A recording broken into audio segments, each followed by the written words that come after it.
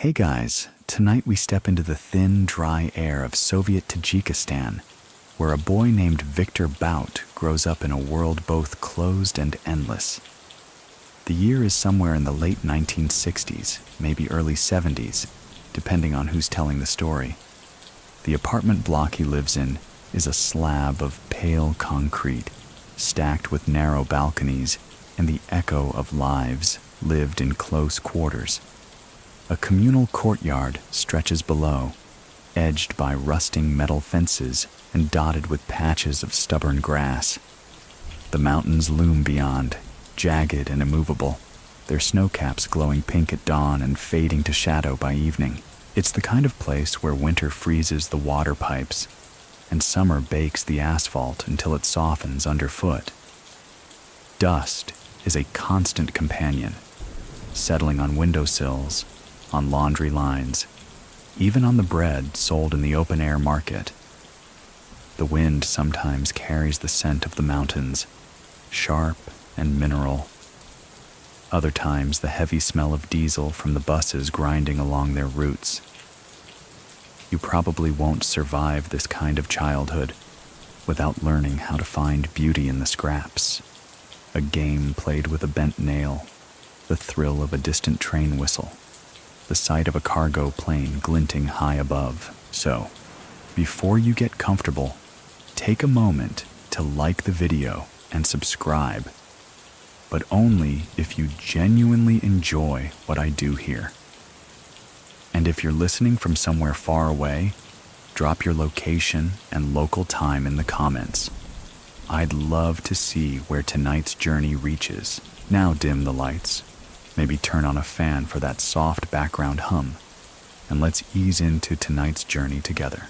Victor's days begin early, because in a Soviet apartment block, everyone's schedule becomes everyone else's. The thud of boots in the stairwell, the metallic groan of plumbing as someone turns on the tap, the muted thump of a neighbor chopping onions in the kitchen, all of it filters through the thin walls. His family shares 2 small rooms, one for sleeping, one for everything else. The kitchen is communal, shared with other tenants, its chipped enamel pots and battered kettles lined up like soldiers along the counter. His father is a railway mechanic, his mother a school teacher. Both work long hours and expect their son to be self-reliant. He spends mornings in school, where the chalk dust hangs in the air, and the desks are carved with decades of initials. Afternoons are his own. Sometimes he plays in the courtyard with other children, kicking a ball made from rags. Sometimes he wanders toward the market, drawn by the calls of vendors selling everything from apples to bolts of cloth.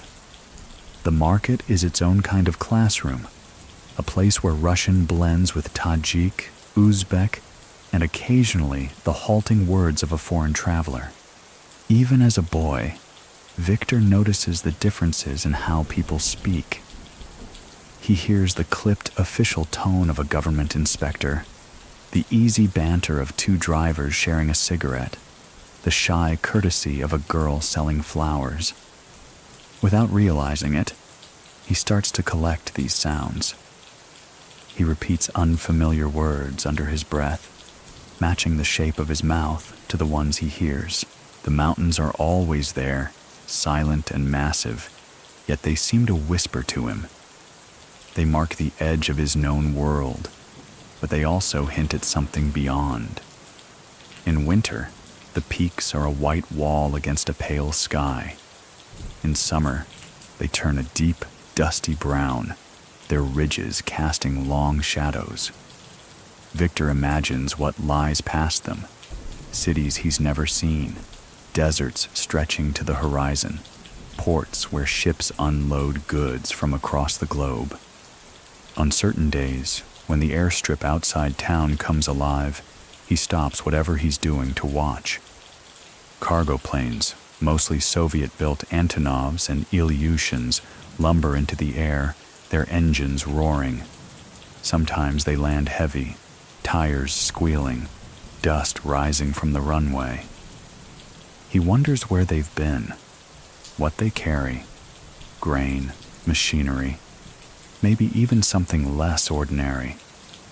He doesn't yet know it, but those planes will become the threads stitching together the rest of his life. His friends dream of being football players, musicians, maybe factory bosses. Victor's dreams are harder to explain. He imagines sitting in a cockpit, maps spread before him, the world reduced to lines and coordinates. He imagines stepping onto foreign soil, hearing a language he's never heard before, and answering fluently. These aren't the kinds of dreams you share in a Soviet schoolyard. Better to keep them close, turning them over in his mind like coins in a pocket. Life here is predictable in some ways, unpredictable in others. The state sets the rules, but the people find ways to bend them. A neighbor might have a stash of imported chocolate. A mechanic might swap spare parts for favors. Victor sees early on that the world isn't divided cleanly between legal and illegal. It's more like a spectrum, and those who can move along it survive best. Evenings are when the apartment block comes alive. Families gather around radios, the smell of cabbage soup and fried onions drifting through the halls. Children shout to each other from balcony to balcony. Somewhere in the courtyard, an old man plays a mournful tune on a battered accordion. Victor listens from his window, thinking about how sound travels, how it carries stories, even when you don't understand the words. One night, after everyone else has gone to bed, he stands on the balcony, looking up at the stars. A plane passes overhead, just a speck of light moving against the darkness. He imagines being inside, the hum of the engines underfoot, the world spread out below like a map. He doesn't know yet how to get from here to there, but he knows he will. And in that quiet moment, with the smell of cooling metal from the rail yard in the air and the distant bark of a stray dog, he feels the strange certainty that his life will not be bound by these mountains forever. Victor's fascination with languages begins in places most adults would overlook. The market stalls, with their sagging wooden tables and patched tarpaulins, are his first classroom.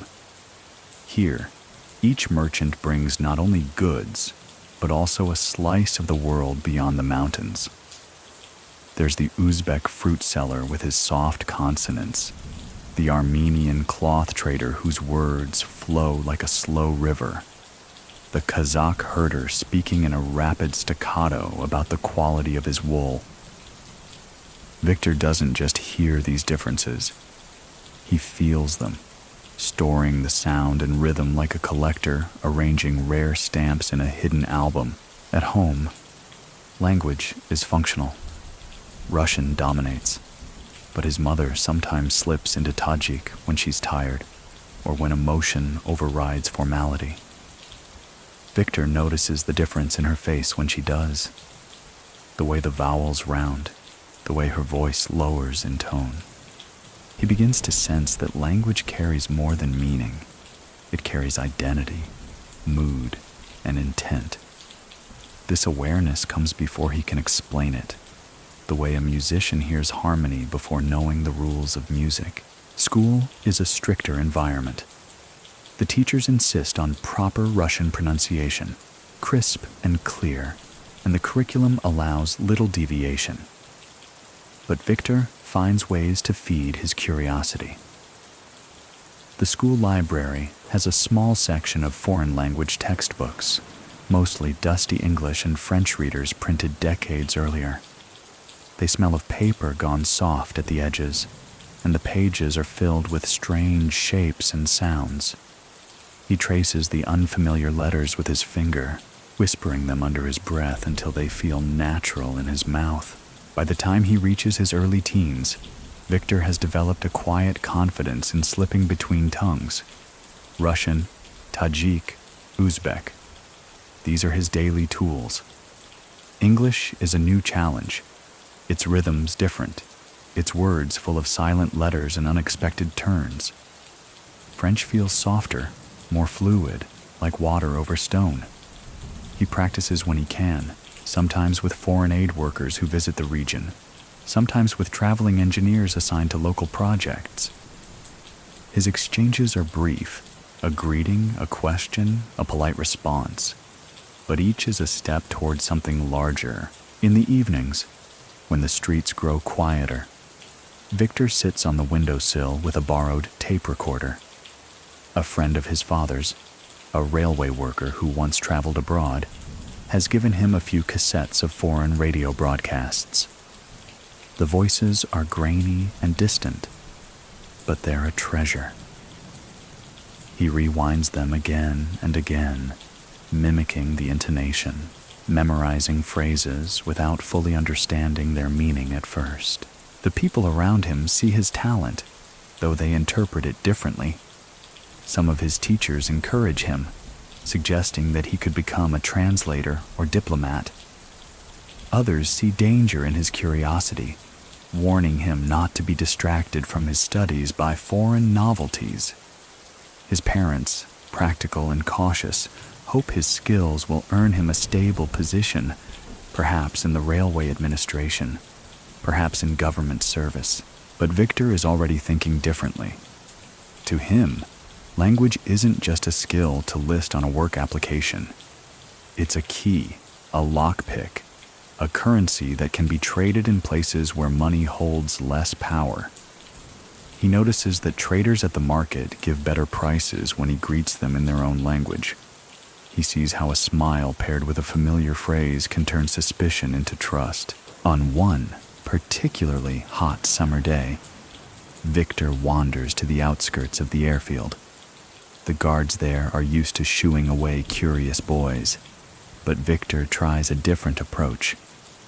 He calls out to one in the man's own Uzbek, asking about the cargo planes parked in the distance. The guard pauses, surprised, then waves him a little closer.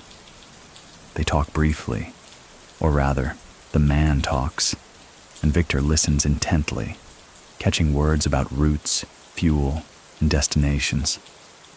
It's the first time he's realized that language can open doors not just to conversation, but to information. He begins to seek out these small opportunities.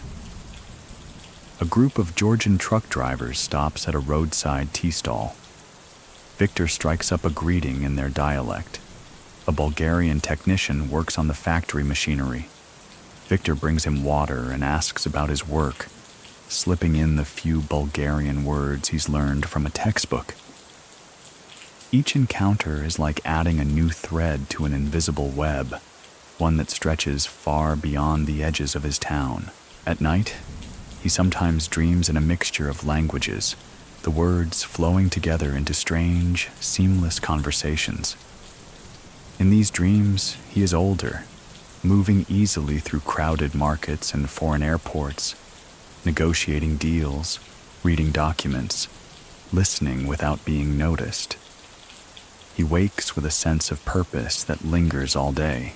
There's a moment, in the late summer of his 15th year, that seals his belief in the power of this gift.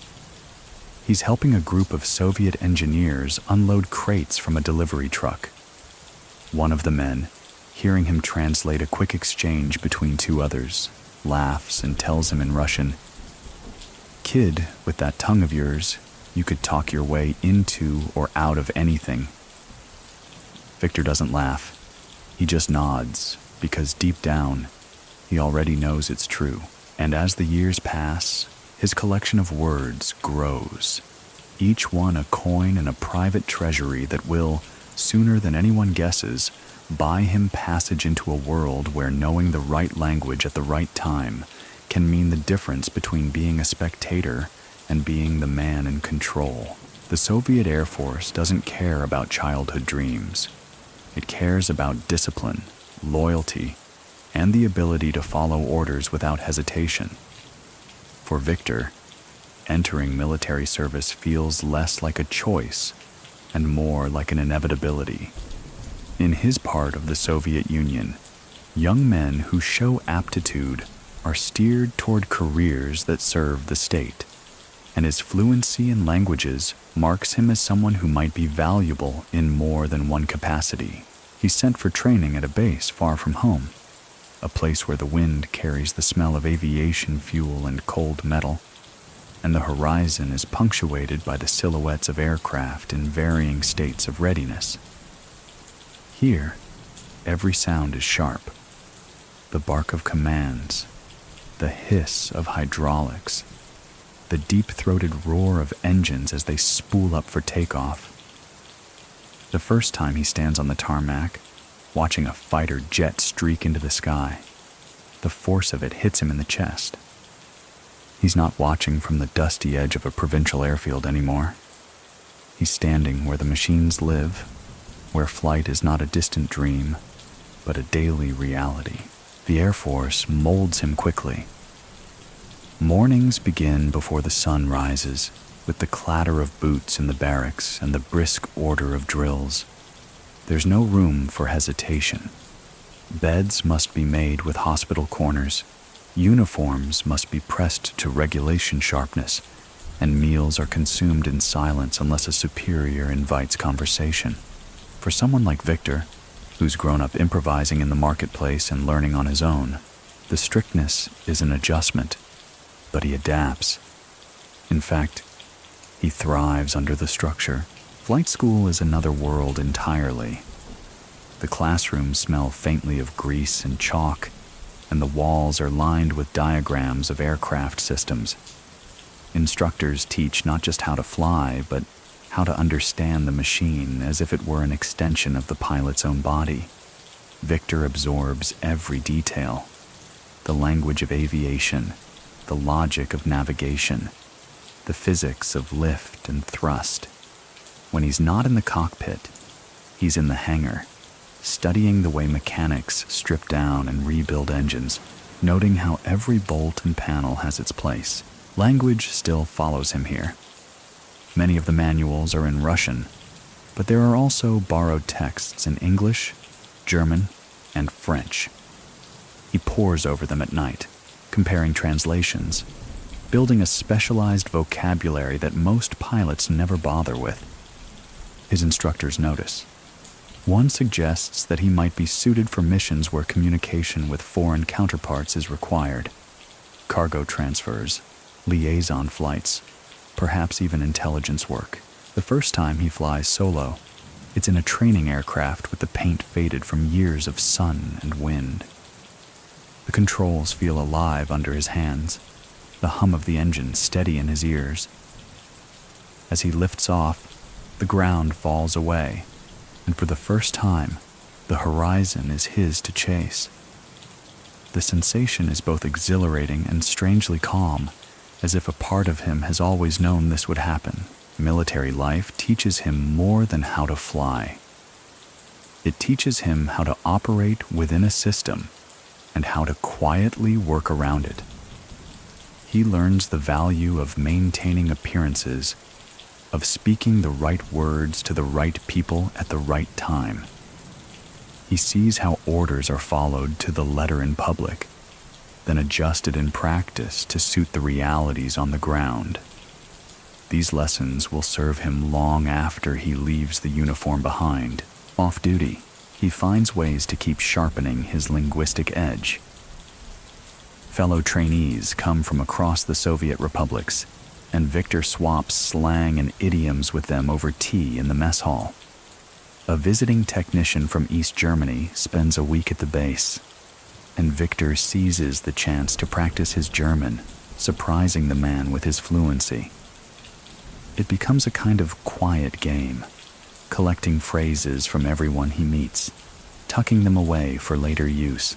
By the time his service term is nearing its end, Victor has not only logged hundreds of flight hours, but also built a mental map of how the Soviet military moves its people and its resources. He understands the rhythms of supply runs, the vulnerabilities in scheduling, the way equipment and cargo are logged on paper versus how they actually move in reality. Many people still think that his future at this point could have gone in any number of directions: commercial aviation, military career, government service. So what do you think? Was he already set on a path toward the shadows? Or was it the world outside the base that would nudge him there? For now, the uniform still fits, the boots still shine, and the sky is still wide open. But beneath the order and routine, something else is taking shape. A vision of how flight, language, and opportunity might come together in ways that the Air Force could never officially sanction. Victor's transition from military pilot to cargo man is not a sharp break, but a gradual slide, like a plane lowering altitude so smoothly you barely notice until the ground is suddenly closer. The Soviet Union of the late 1980s is creaking under its own weight. Budgets shrink, priorities shift, and officers who once seemed untouchable are now quietly stepping aside. For those with sharp eyes, the cracks in the system are not just signs of decay. They are openings. When Victor leaves the Air Force, he doesn't step into civilian life empty-handed. He carries with him a pilot's license, a network of contacts scattered across airfields from Central Asia to Eastern Europe, and a mind trained to calculate routes, cargo weights, and fuel needs with the precision of a chess master thinking 3 moves ahead. Just as valuable, though, are the less formal lessons: how to grease the right palms, how to refile paperwork so delays disappear, how to smile in a way that suggests both cooperation and quiet capability. At first, his work in air transport is strictly legitimate, at least on the surface. He signs on with a Soviet-run cargo operation, moving supplies between military installations and civilian hubs. The planes are old but serviceable, their metal skins patched and repainted until the serial numbers are half buried under layers of paint. The holds smell faintly of oil, canvas, and whatever the last shipment happened to be. Flying cargo is a different rhythm from flying military sorties. There are fewer drills, fewer salutes, but the stakes are no lower. A missed connection or a poorly balanced load can turn into a disaster in midair. Victor throws himself into the work, learning the peculiarities of each airframe, the quirks of each route. He also learns the value of speed, not just in flight, but in decision-making. A shipment delayed by bad weather in one country might mean a factory shutting down in another. A customs inspector in a dusty border town might be persuaded to overlook an incomplete manifest if approached in just the right way. Here, his language skills move from asset to essential tool. He can soothe an Uzbek official in his own tongue, then turn and negotiate in Russian with the crew, before slipping into French to explain a delay to a foreign client. The late 80s bring more than shifting cargo routes. They bring the slow-motion implosion of the Soviet Union. Borders that were once locked tight begin to open, if only slightly. Regulations are rewritten, sometimes twice in a week. Supply chains fray, and demand for reliable transport surges. Goods that once moved through official state channels now need private operators to get them where they're going. And goods is a flexible term. One day it might mean medical supplies, the next day machine parts, and the day after that, something that travels better without an official paper trail. Victor notices something important. The official cargo lists rarely match what's actually in the hold. A crate marked as machinery might rattle with the weight of unlisted components. A shipment declared as textiles might arrive far heavier than cloth should weigh. These aren't his decisions to make, at least not yet. but they are his first close-up view of how air transport bends to serve more than one master. His work takes him to airfields that are little more than strips of cracked asphalt carved out of scrubland, where the control tower is a shack with a single radio.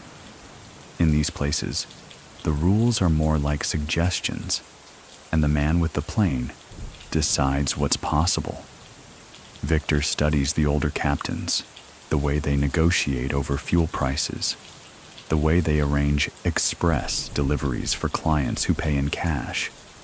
He sees the beginnings of an unofficial network, one that operates parallel to the official schedules, running on favors, trust, and the understanding that sometimes the less said, the better. One evening, while grounded by a sandstorm in an airfield on the edge of Central Asia, Victor sits in the dim glow of the operations office, sipping bitter tea.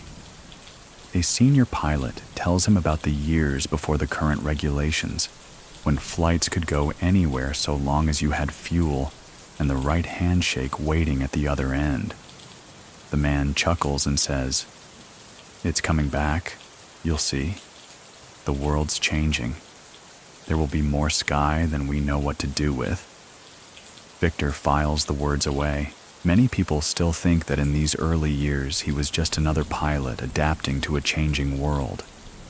But what if this was the time he began sketching the outlines of something bigger? A map not of cities and runways, but of possibilities. So what do you think? Was it the turbulence of the late 80s that pushed him toward the shadows? Or would he have found his way there, no matter what? By the time the 1990s roll in, Victor is no longer simply a former military pilot working cargo runs. He is a man who understands that the sky is both a highway and a hiding place, and that in the right hands, an airplane is more than a machine. It's a moving piece of territory, free from the reach of most laws until the wheels touch down. The Soviet Union does not collapse with a bang. It comes apart in a series of shudders, like a great old aircraft losing altitude piece by piece. One month, the currency is stable. The next, its value has been hollowed out overnight. Entire ministries vanish in reorganizations that leave their former staff standing in hallways with cardboard boxes. For men like Victor, the fall is both a danger and an opening.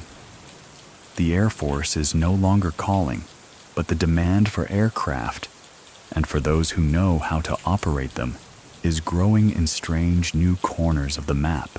In these chaotic months, ownership of planes becomes as slippery as the paper it's recorded on. State assets are privatized in deals that are part negotiation, part theft, and part pure accident.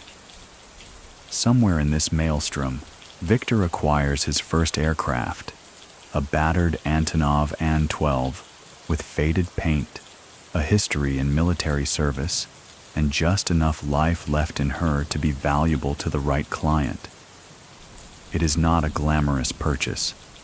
The cargo hold smells faintly of diesel and mold, and one of the cockpit instruments only works if you tap it twice. But she can fly, and that's all that matters. Buying the plane is only the first step. The real challenge is keeping her in the air, securing fuel, finding cargo, convincing officials to clear the paperwork. The state airline system is crumbling, which means there's no centralized authority to approve routes. On paper, this is a nightmare. In practice, it's a gift. If you have the right documents, or know how to get them stamped, you can take off from a field in Central Asia and land in almost any strip that will let you. Victor begins running small freight jobs at first, shipments of spare parts, industrial equipment, and agricultural goods that need to cross borders quickly. The payment is often in cash, sometimes in goods, occasionally in favors. He quickly learns that a favor from the right man at a provincial customs office can be worth more than a suitcase of rubles. The Antonov is both asset and liability. Every flight risks a mechanical failure, every landing a negotiation over fees. But Victor treats her with care, spending hours in the hangar with mechanics, learning which parts can be salvaged, which repairs can be delayed, and which require immediate attention. He becomes adept at sourcing components from unlikely places, a warehouse in one country, a scrapyard in another, building a supply chain as improvised as it is effective. As the months pass, his roots grow bolder. He begins to move goods into areas where roads are unreliable or where conflict has made land transport dangerous. The An-12 is ideal for this, rugged enough to handle rough runways, spacious enough to carry almost anything. His clients are varied, small businesses trying to keep operations alive, traders who have taken over the distribution of once state-controlled goods, even NGOs needing supplies delivered to remote areas, but not all cargo is declared on the manifest. There are crates that no one inspects too closely, shipments that are loaded under the cover of night. Sometimes Victor doesn't ask what's inside. Sometimes he knows without needing to be told. It's here that his earlier lessons about discretion, about reading people, about speaking the right language, begin to pay off. A nervous client in Angola can be reassured in Portuguese. A wary official in Kazakhstan can be calmed in his own dialect. Many people still think that, at this point, Victor could have remained a legitimate freight operator, serving the growing network of private trade in the post-Soviet space. But legitimacy is a thin concept when the rules are constantly shifting. In the skies of the early 1990s, opportunity comes wrapped in ambiguity, and those who survive are those who can live comfortably in that space. So what do you think? Was this the last moment he could have turned away from the path he eventually took? Or was it already too late? By the end of the year, Victor has not only kept his plane flying, but turned her into the seed of a fleet. He begins looking for other surplus aircraft, listening for rumors of grounded planes that could be bought cheap and coaxed back into the air.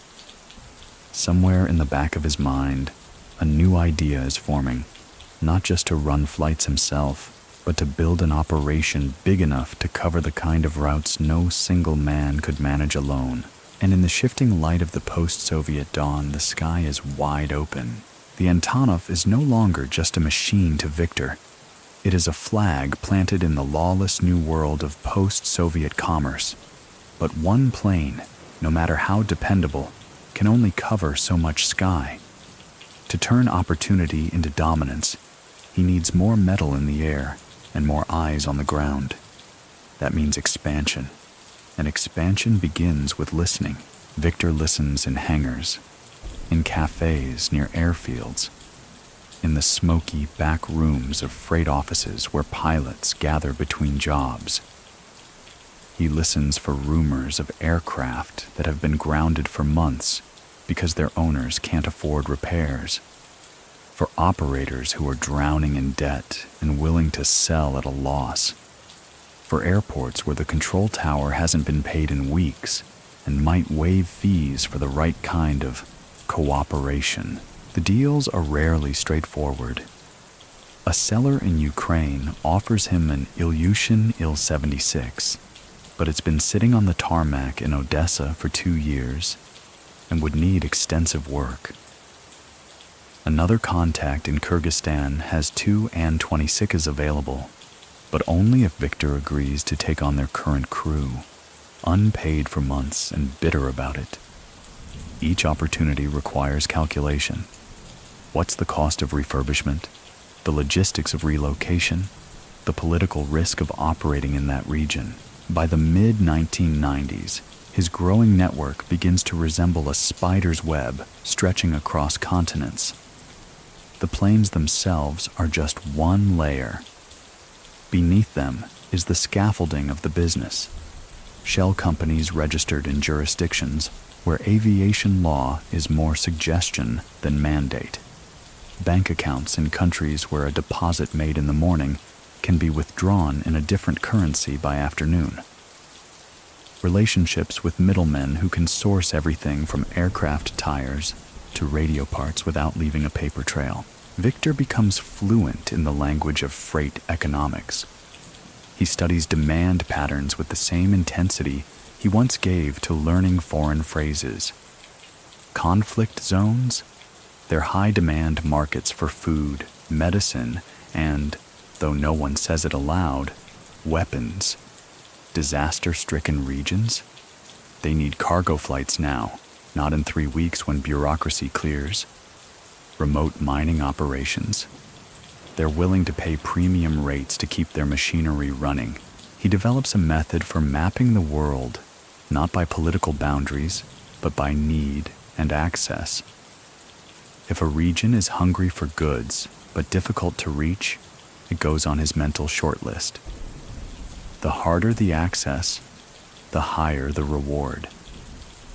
His routes begin connecting dots that few other operators dare to link. A port city in West Africa to a desert outpost in North Africa. A Balkan capital to a mountainous Central Asian town. The AN-12 is soon joined by others. Older models, yes, but each with a fresh coat of paint. Each re-registered under a different flag of convenience. The variety of registrations allows him to bypass restrictions that might block a single company's fleet from landing in certain countries. Today, a plane might fly under the banner of a Central African republic. Tomorrow, it might carry the colors of a small Pacific island nation. With each new aircraft, the operational complexity increases. He hires crews not only for skill, but for loyalty and adaptability. Pilots who can land on unlit runways in rough weather. Loadmasters who can balance a hold in 15 minutes without a scale. Engineers who can improvise a fix with whatever parts happen to be available.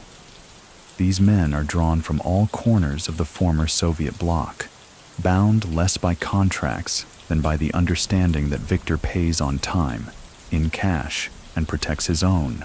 This growing operation demands a more deliberate cover. Victor refines his portfolio of companies, giving them legitimate facades, international freight services, humanitarian logistics, specialized cargo solutions. He appears at industry trade shows in tailored suits, shaking hands with airport officials and posing for photographs in front of glossy promotional banners. If someone were to look only at these appearances, they'd see an ambitious entrepreneur building a global logistics brand, and in a way, that's not untrue.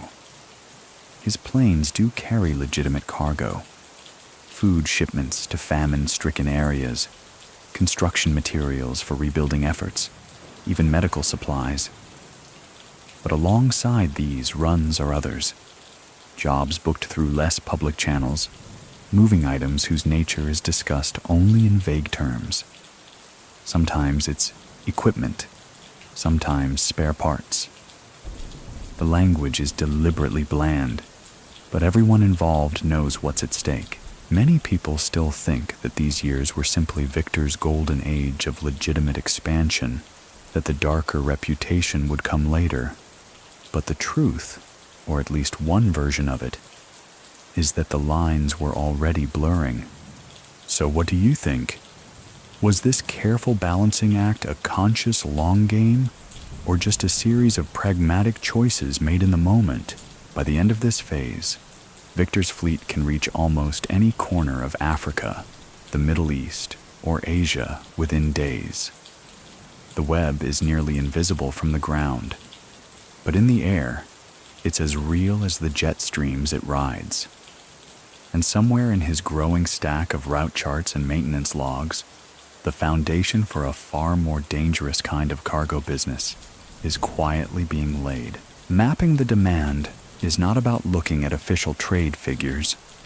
Victor knows better than to trust the glossy numbers printed in economic reports. The world he's operating in runs on a parallel set of data points. whispered requests in back rooms, coded telex messages from front companies, and urgent calls from clients who can't afford to go through the proper channels. In his office, sometimes a rented desk in a freight forwarder's building, sometimes a hotel suite with a phone line and a typewriter, he builds his own maps.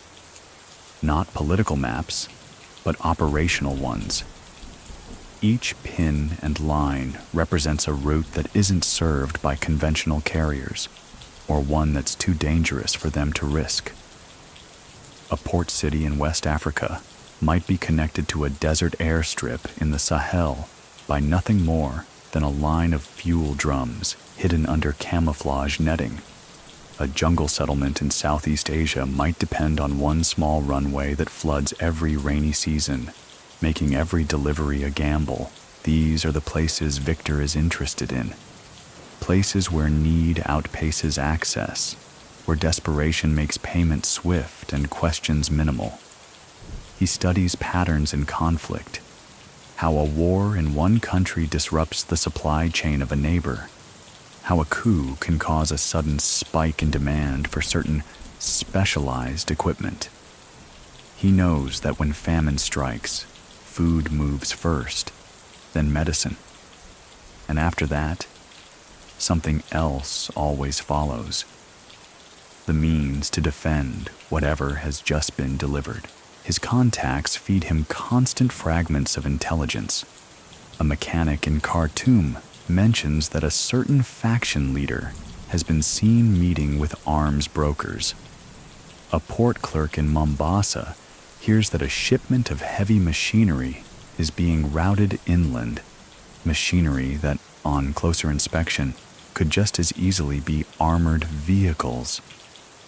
A former pilot friend, now flying for a mining company in Angola, warns that rebel-held territory is offering cash to anyone who can land with fuel and supplies. Victor doesn't just wait for the calls to come in. He seeds the opportunities. Through intermediaries, he lets it be known in certain circles that his fleet is available for special contracts.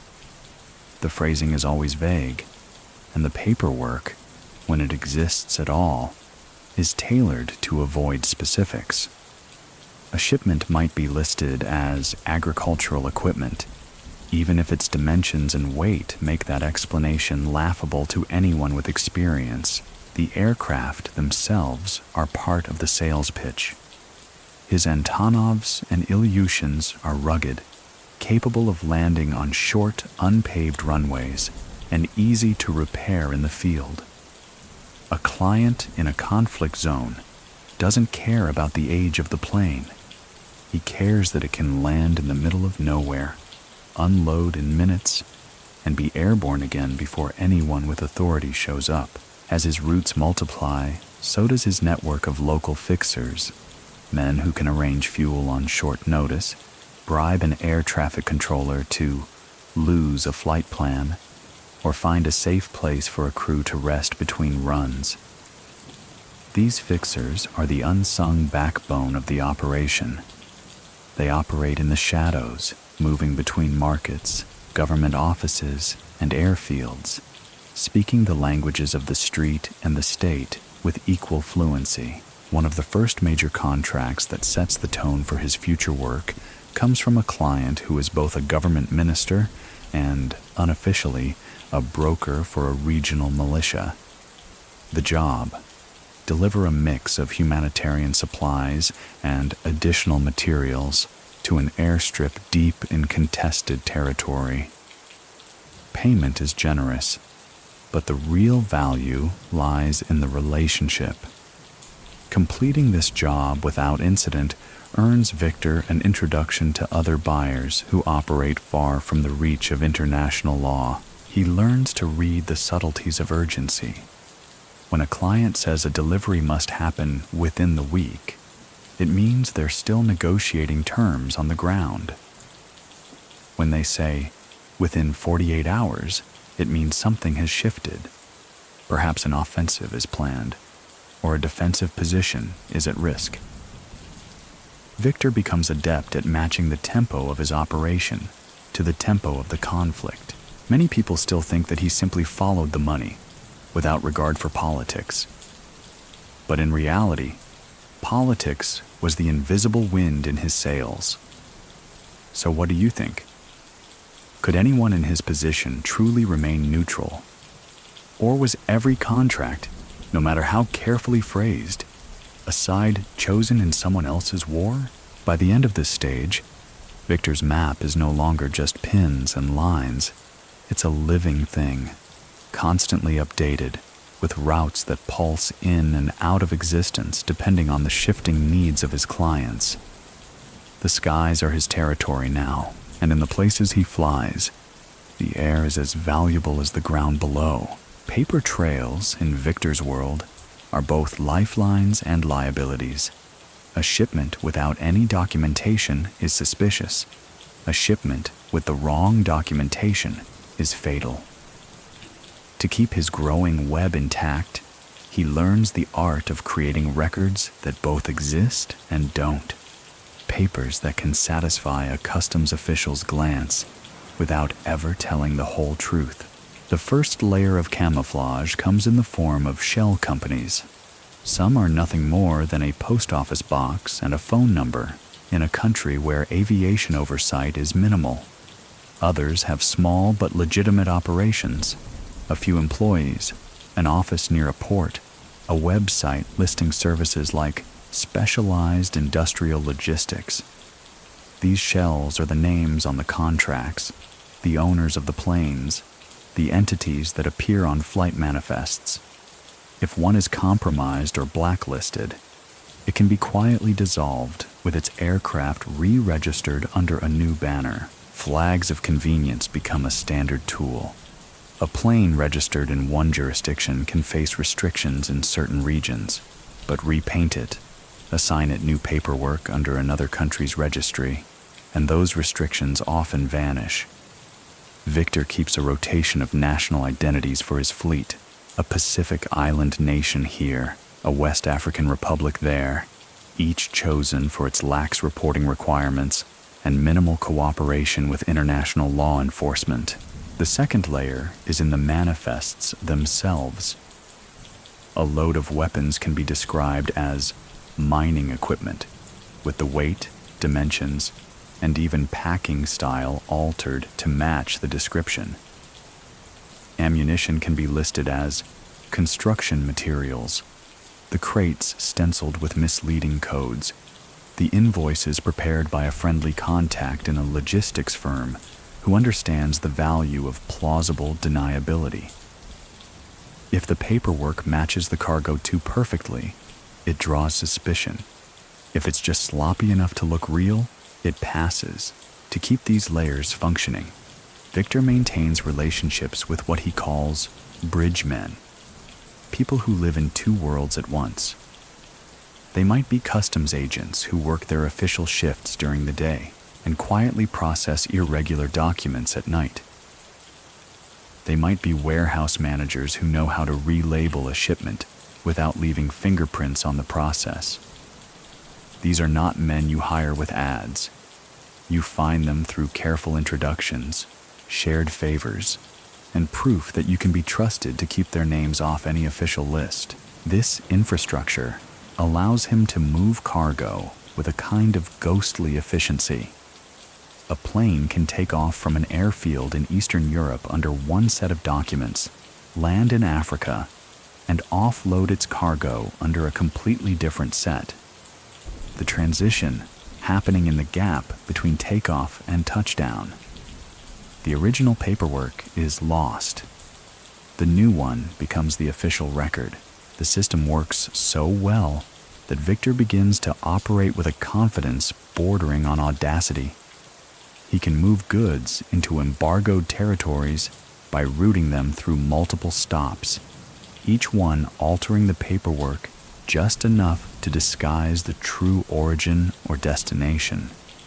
He can accept contracts that others won't touch because the risk on paper looks minimal, even when the real risk, in politics and law, is enormous.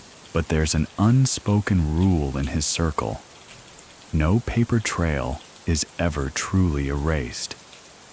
Somewhere in a dusty file cabinet or a half-forgotten computer database, fragments remain. And in a world where governments are starting to coordinate their intelligence more closely, those fragments could one day form a pattern that points back to him. Many people still think that his downfall years later was sudden, triggered by one unlucky sting operation. But the reality is more complex. So what do you think? Was every flight in these years already adding threads to the web that would eventually catch him? Or could he have slipped away if he'd grounded himself at the right time? For now, the paperwork is flawless, the flights are profitable, and the network is humming. In the dim light of his office, Victor studies a stack of fresh documents, different languages, different letterheads, different signatures, all telling different versions of the same truth. And he knows that as long as the story on paper is believable, the reality in the cargo hold can be whatever he wants it to be. Africa's skies in the 1990s are as open as they are unpredictable. To most commercial carriers, the continent represents logistical nightmares, runways swallowed by weeds, control towers with flickering radios, seasonal floods turning airstrips into muddy traps. To Victor, these challenges aren't deterrents, they're opportunities. Every place other operators avoid becomes a gap he can fill. Every unreliable route a market waiting to be served. His first serious African contract comes through a contact in West Africa, a man who works half in government procurement, half in private trade, and entirely in the gray zones between them. The job sounds simple. Deliver a mix of industrial equipment and agricultural supplies to a remote capital. But the flight path crosses multiple jurisdictions, each with its own set of rules, taxes, and, more dangerously, unofficial fees demanded by armed men in uniforms, both official and improvised. Victor handles it the way he handles everything, by building a local chain before wheels ever leave the tarmac. In Ghana, a fuel supplier who owes him a favor agrees to hold reserves for his plane even if payment is late. In Liberia, a customs officer quietly waves through shipments as long as they arrive under certain company names. In Sierra Leone, a former pilot turned fixer scouts the airstrip, confirming that its surface can take the weight of a fully loaded Antonov. The first landing in Africa feels different from anywhere he's flown before. The air is heavy with heat, even in the morning. The smell of jet fuel mixing with dust, and the faint scent of something sweet. Maybe flowering trees just beyond the perimeter fence. Children gather near the fence to watch the big Soviet-built plane touch down, their shouts rising over the engine roar. The local ground crew moves at a pace that would infuriate a European operator. But here, patience is part of the cost of doing business. Soon, the routes multiply. One job leads to another. Food shipments into Angola that return with unlisted cargo.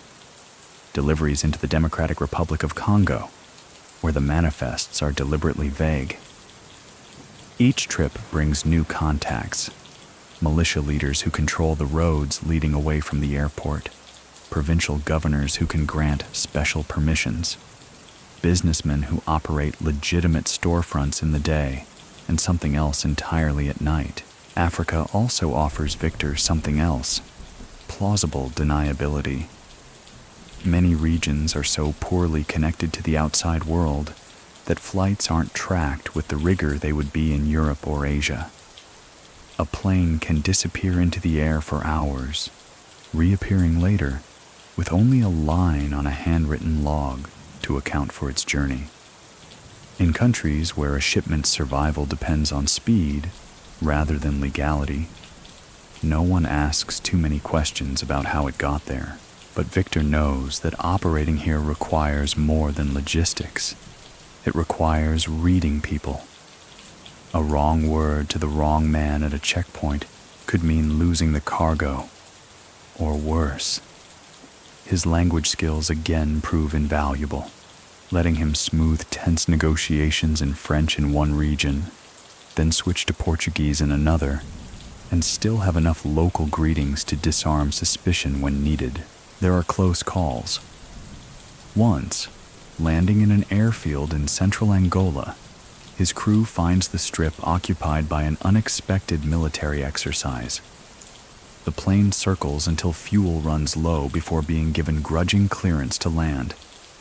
Another time, a shipment is held by local authorities in Kinshasa for inspection. It takes 3 days, a personal meeting, and an envelope thick with US dollars to get it moving again. Many people still think that this is when Victor's merchant of death reputation began to solidify, whispered among aid workers, journalists, and intelligence officers who saw his planes in places they shouldn't have been. So what do you think? Was Africa the stage where his legend was truly born, or was it simply the first place where the world began to notice what he was doing? By the time he finishes his first year of African operations, Victor's routes crisscross the continent like invisible threads. From coastal ports to inland capitals, from bustling hubs to forgotten strips carved out of jungle, his planes are moving goods that keep wars going, economies limping along, and clients on every side of every conflict calling for more. And as far as Victor is concerned, the sky over Africa is not dangerous. It's simply open. Reputation in the shadows doesn't arrive with a headline or a formal announcement. It seeps in slowly, like fuel spreading across a hangar floor. By the mid-1990s, people in certain corners of the aviation and intelligence worlds are starting to recognize the name Bout, though rarely in writing. Instead, they talk about that Russian with the Antonovs, the one who can get you anything anywhere, the man who flies where the maps get hazy. Victor cultivates this reputation the way a jeweler polishes a stone, carefully, removing just enough roughness to catch the light without revealing every facet. In public, he's still the image of a legitimate businessman. Pressed suit, courteous smile, business cards printed in multiple languages. At air shows and logistics conferences, he discusses efficiency, cargo capacity, and the future of global freight. Behind closed doors, the conversation is different. The clients who matter most to him don't advertise their needs. They reach out through layers of intermediaries, sometimes in person, sometimes by coded fax or discreet phone calls routed through multiple countries. The requests range from the entirely legal, a shipment of mining equipment to a remote site, to the openly forbidden, weapons to a sanctioned regime, ammunition to a rebel force, armored vehicles to a government under embargo. The distinction, for Victor, is less about morality than about logistics and payment reliability. Part of what fuels the whispers about him is his reliability. In an industry where delays are common and lost cargo is almost expected, Victor delivers. He's known for making near impossible flights happen. A last-minute delivery into a desert war zone before the runway is shelled, a night landing on an unlit strip in the jungle, a cross-continental run completed ahead of schedule despite 2 border closures en route. Clients learn that if Victor takes the job, the cargo will arrive. This reliability extends to his crews, who know that loyalty is rewarded and mistakes are tolerated only if they're corrected quickly. Victor runs his operation like a family business in one sense. Those who are with him are protected. He pays promptly, often in cash, and make sure his people are housed and fed, even on long layovers in hostile places. But he also expects absolute discretion. No one talks about the cargo, the clients, or the routes outside the immediate circle. Journalists begin to take notice, though they rarely have more than fragments to go on. Sightings of Soviet-era cargo planes in unexpected locations, rumors of a Russian air mafia operating in Africa and the Middle East, occasional photos of Victor himself, usually taken at public events where he looks every bit the respectable logistics entrepreneur. Intelligence reports are more detailed, but they're locked away in classified files, and even there, the evidence is circumstantial. Victor is aware of this growing attention, but he sees it as manageable. A whisper, after all, is just another form of advertising, one that reaches exactly the kind of client who values his services.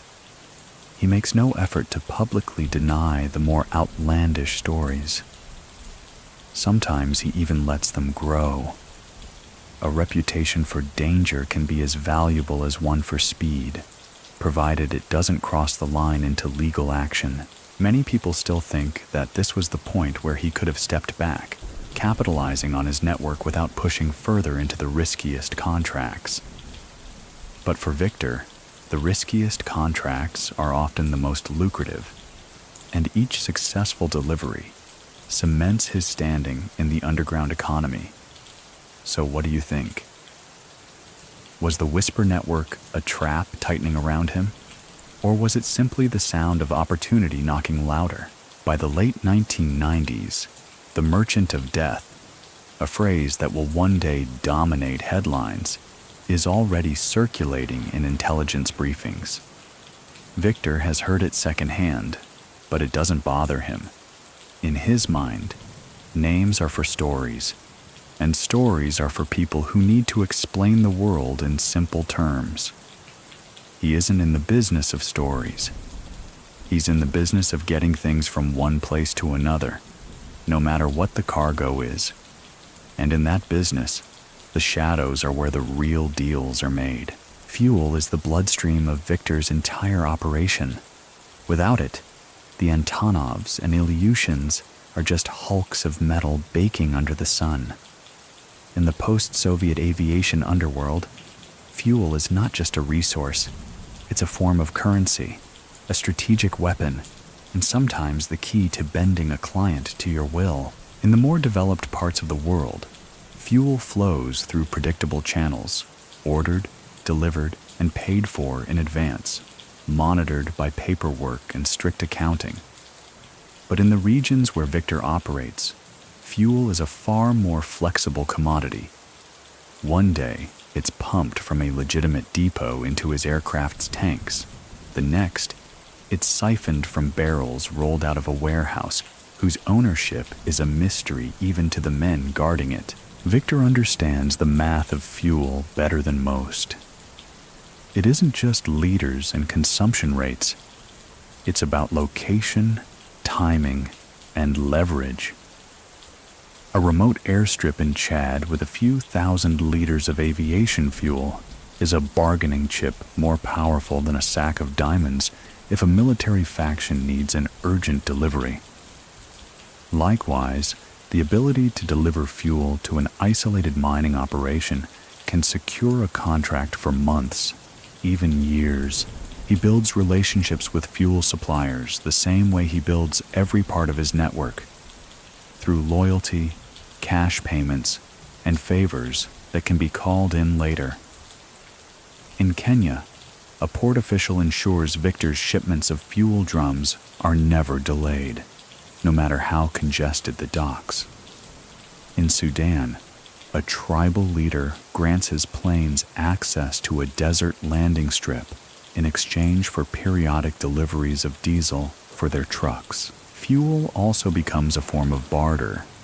If a client can't pay in full, Victor might accept rights to a fuel stockpile instead. He can use it himself, sell it, or trade it for something more valuable in the next deal.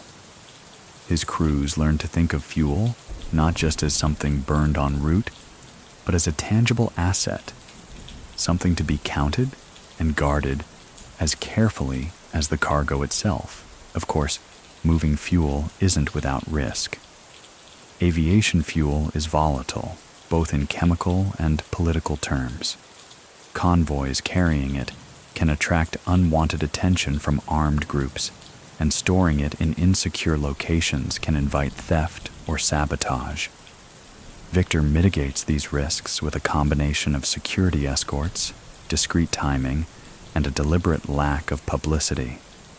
When fuel is moved, it's moved quietly. No paperwork beyond what's absolutely necessary. No markings on the barrels that might attract the wrong eyes. Then there's the other side of the equation: bullets. While fuel keeps the planes in the air, ammunition is what keeps many of his clients in business. It moves in crates marked as hardware or spare parts, and the people receiving it rarely open those crates in public. The shipments are often small by weight, but huge in value. The kind of cargo where losing a single pallet could mean losing a battle on the ground.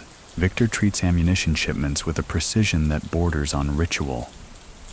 The cargo is always loaded last, ensuring minimal time sitting exposed on the tarmac. Crews are instructed to keep the hold sealed unless they're unloading.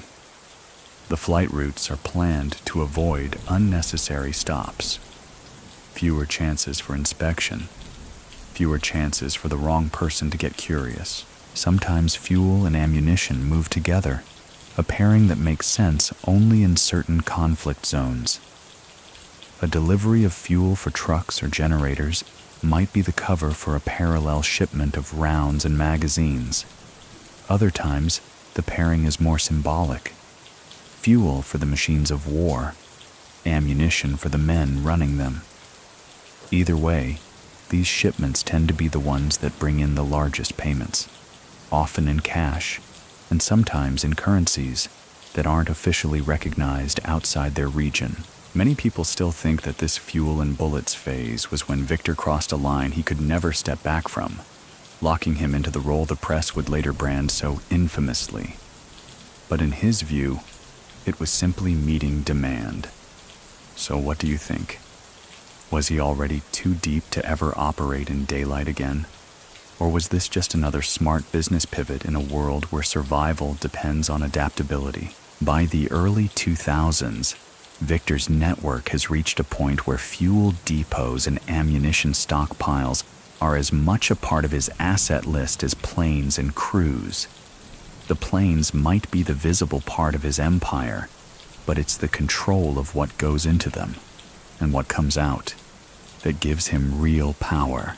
In the world Victor operates in, alliances are never fixed. They are living arrangements, pragmatic, temporary, and often contradictory.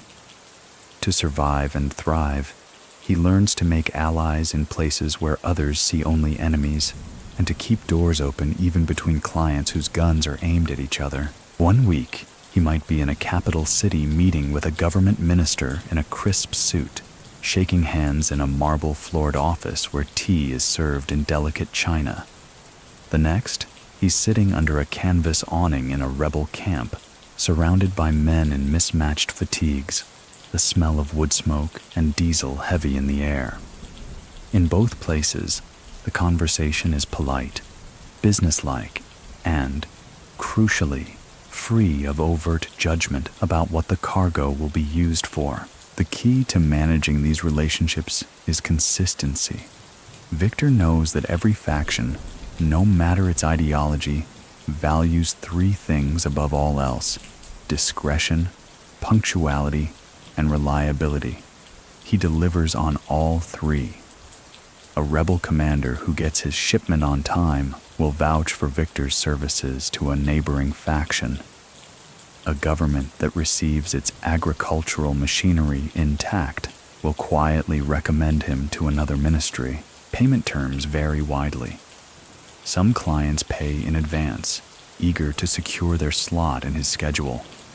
Others pay in commodities: gold dust in small cloth bags, uncut diamonds wrapped in paper, rare minerals packed in crates labeled as scrap metal.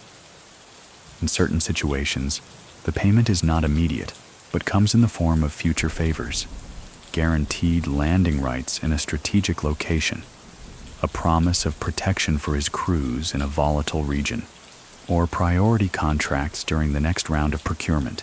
It's not uncommon for Victor to find himself delivering to two opposing sides within the same month. The trick is to keep operations compartmentalized. Crews assigned to one faction never work with the other. Paperwork is prepared separately. Routes are planned to avoid any overlap, and intermediaries handle most of the client-facing interactions. This way, even if rumors circulate, and they always do, there's no direct evidence to confirm them. These alliances sometimes lead to unexpected opportunities. A militia leader might introduce Victor to a foreign businessman looking to secure mining equipment for a project in contested territory. A government official might refer him to a private security firm in need of rapid resupply in a distant theater. Each introduction is another thread in the web, another point of contact that might turn into a contract months or even years later. Yet the same fluidity that makes these relationships profitable also makes them dangerous. Today's ally can be tomorrow's adversary, and the only constant is the expectation that Victor will keep his word. Failing a delivery, losing a shipment, or appearing to favor one side over another can mean not just the loss of business, but the loss of safe passage. Or worse, Victor's adaptability is matched by his ability to keep his own politics invisible. He rarely comments on the causes or conflicts he's serving, and when pressed, he frames his work in purely logistical terms. We move goods from one place to another. What happens after is not my business. It's a line that satisfies some and infuriates others, but it keeps him alive in spaces where taking a stance could be a death sentence. Many people still think that this tightrope act, serving everyone and belonging to no one, was unsustainable, that sooner or later, someone would force him to choose. So, what do you think? Could he have walked that line forever? Or was the very balance that kept him alive destined to be the reason he'd eventually fall? By the time the 2000s are fully underway, Victor's contact book spans continents and ideologies. He has friends in presidential palaces and in jungle encampments, in air-conditioned boardrooms, and in dirt-floored shacks. Some of them would never acknowledge the others if they passed on the street. But in Victor's world, they are part of the same network, one that depends on him to keep its lifeblood moving through the skies. Afghanistan is not new to the trade of arms, nor to the sight of rugged cargo planes touching down on dusty runways surrounded by mountains. For Victor, however, the region offers something different, a convergence of old Soviet connections, fresh conflicts, and a geography that makes air transport not just advantageous, but essential. In the early 2000s, the landscape of Afghanistan is defined by uncertainty. The Taliban's grip has fractured, foreign forces have moved in, and dozens of local power brokers, warlords, tribal leaders, militia commanders, are carving out territories where their authority is as absolute as any central government's decree. These are not places accessible by truck convoys without risking ambush or destruction. In many valleys, the only safe way in or out is through the air. Victor arrives in the Afghan supply chain, not with the bluster of a newcomer, but with the quiet confidence of someone who knows how to blend into the machinery already turning. His contacts from the Soviet military era still have influence here. Former officers now acting as advisors to local militias, logistics men who once oversaw supply routes into Central Asia, now working as independent brokers. Through them, introductions are made discreetly. Contracts are negotiated in rooms with no paper on the walls, and deals are sealed with firm handshakes over steaming cups of green tea. The cargo varies. Some flights carry legitimate goods, medical kits, generators, construction materials for rebuilding projects. Others are less innocent. Crates marked as machine parts that, when opened, reveal rifles still wrapped in factory grease. Pallets labeled industrial fasteners that are, in truth, belts of ammunition. Often, the two kinds of cargo are mixed in the same hold, a blending that provides both cover and convenience. Flying in Afghanistan is unlike flying anywhere else. The terrain is a pilot's test. Narrow valleys that demand precision turns, high-altitude passes where the air thins and engines strain, sudden winds that can shove an aircraft sideways with unnerving force. Victor's crews, many of them ex-military, are chosen specifically for their ability to handle these conditions. They know how to approach a runway that's little more than a flattened stretch of dirt, how to land heavy without overshooting into a rocky embankment, and how to take off again with minimal run-up. Security on the ground is as important as skill in the air. Before each delivery, Victor's local contacts scout the airfield.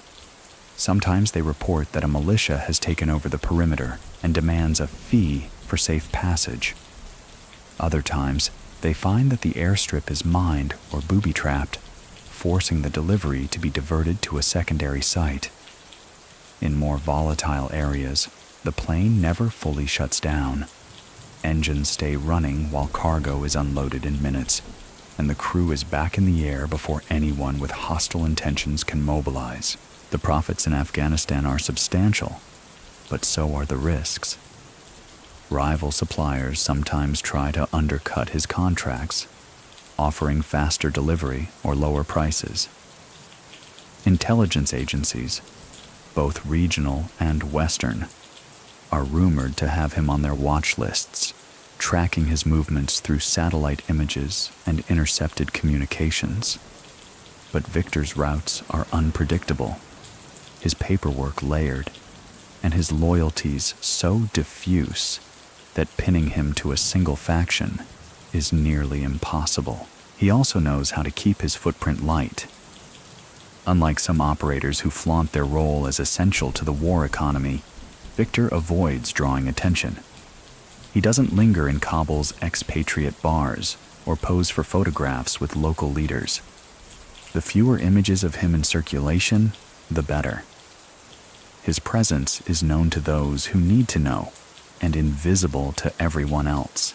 Many people still think that Afghanistan was just another node in his global network, no more important than Angola or the Congo.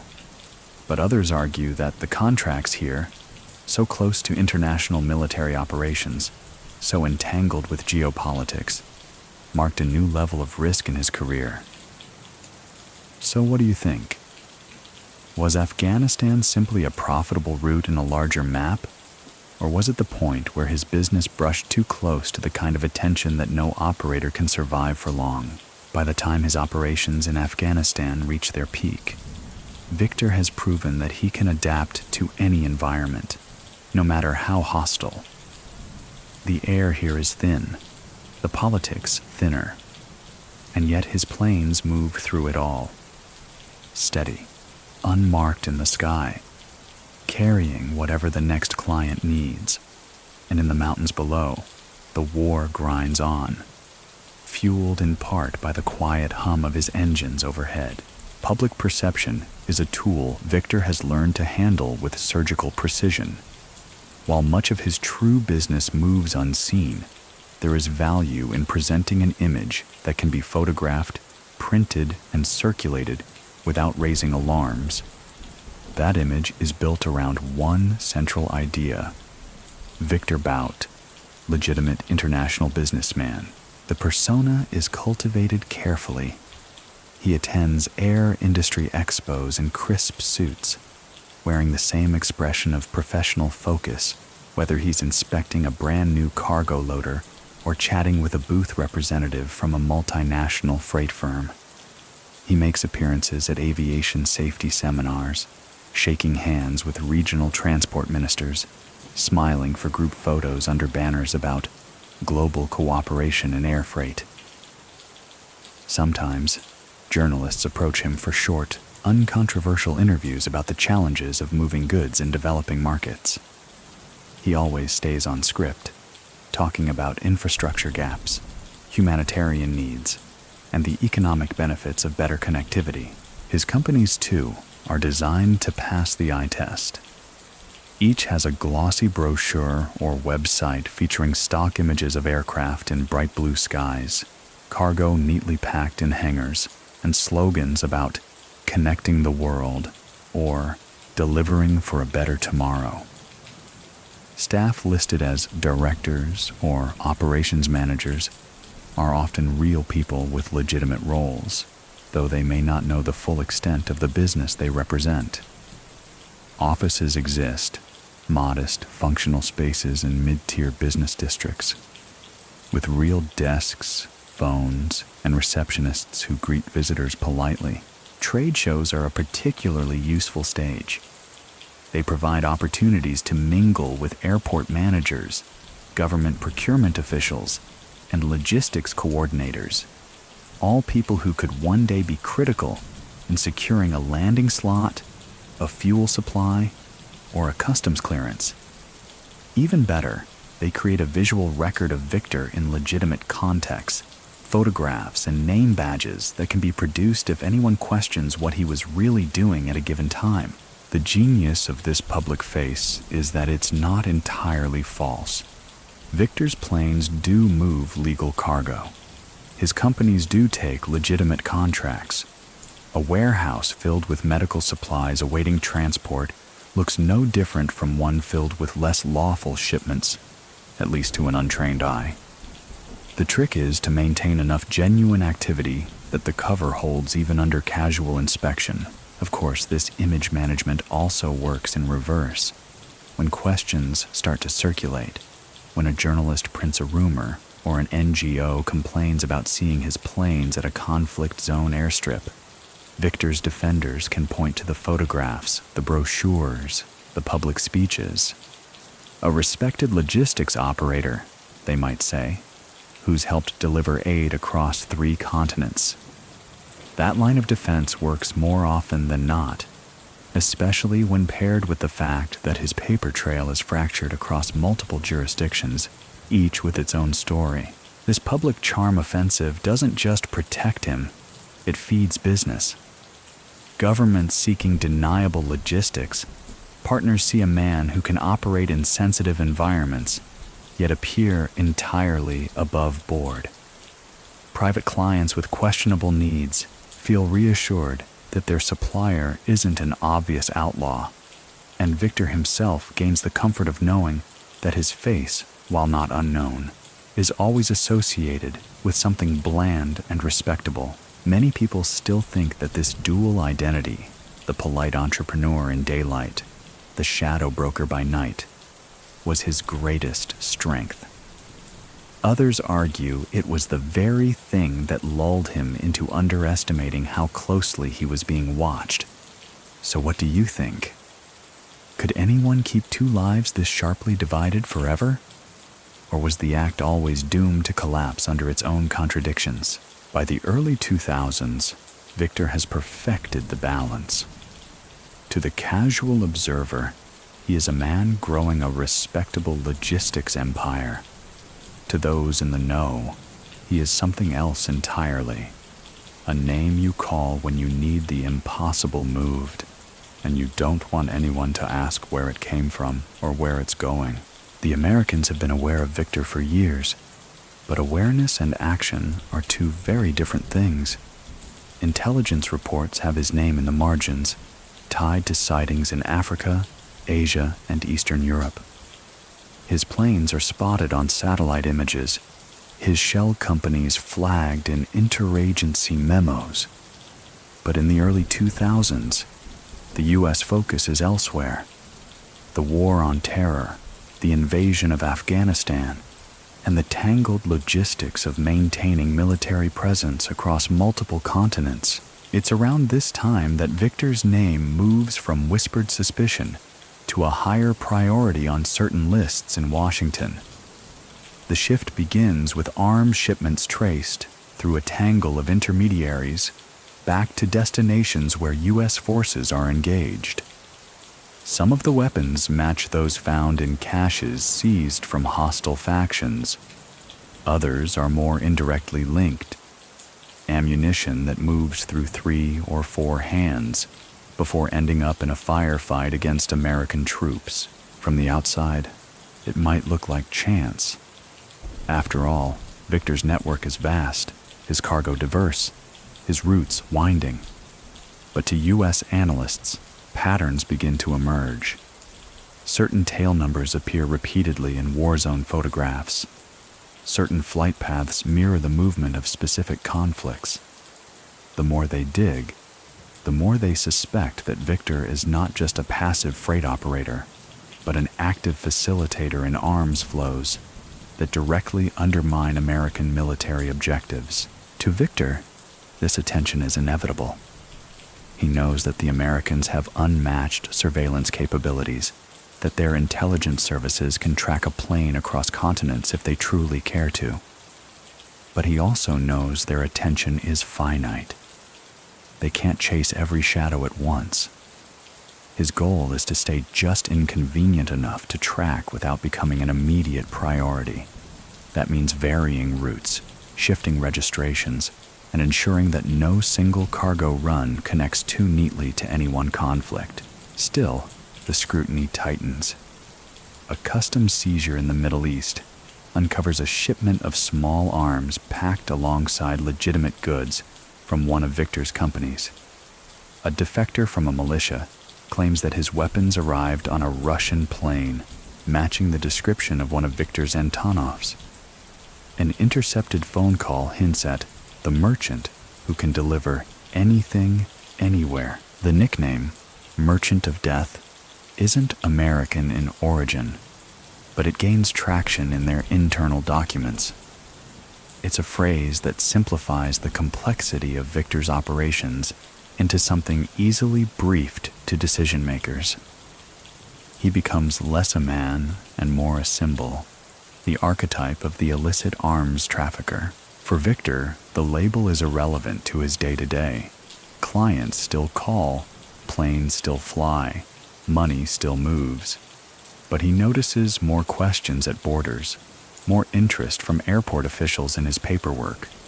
Sometimes, a refueling stop takes longer than it should because local authorities need to check something.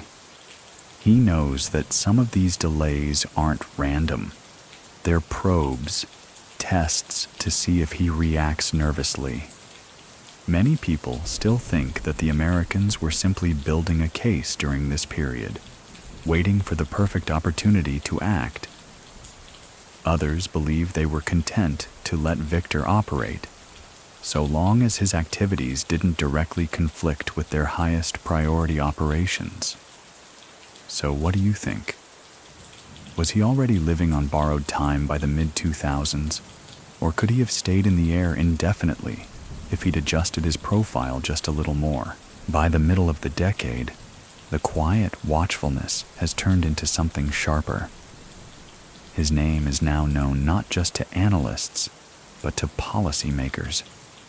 And somewhere in a conference room, men in suits are beginning to discuss the idea of luring the Merchant of Death into a place where the law, their law, can reach him. The mid-2000s are a test of Victor's instincts. Pressure is mounting, not enough to force him out of the air, but enough that each decision feels heavier, each contract a little more calculated. The Americans aren't the only ones circling. European agencies, Interpol, and even rival operators with their own intelligence contacts are starting to map his network, hoping to either dismantle it or take a piece for themselves. In this environment, Victor's greatest weapon is agility. He changes the texture of his operation constantly. A company that handled sensitive contracts last year might this year be seen moving nothing more dangerous than aid shipments for a legitimate NGO.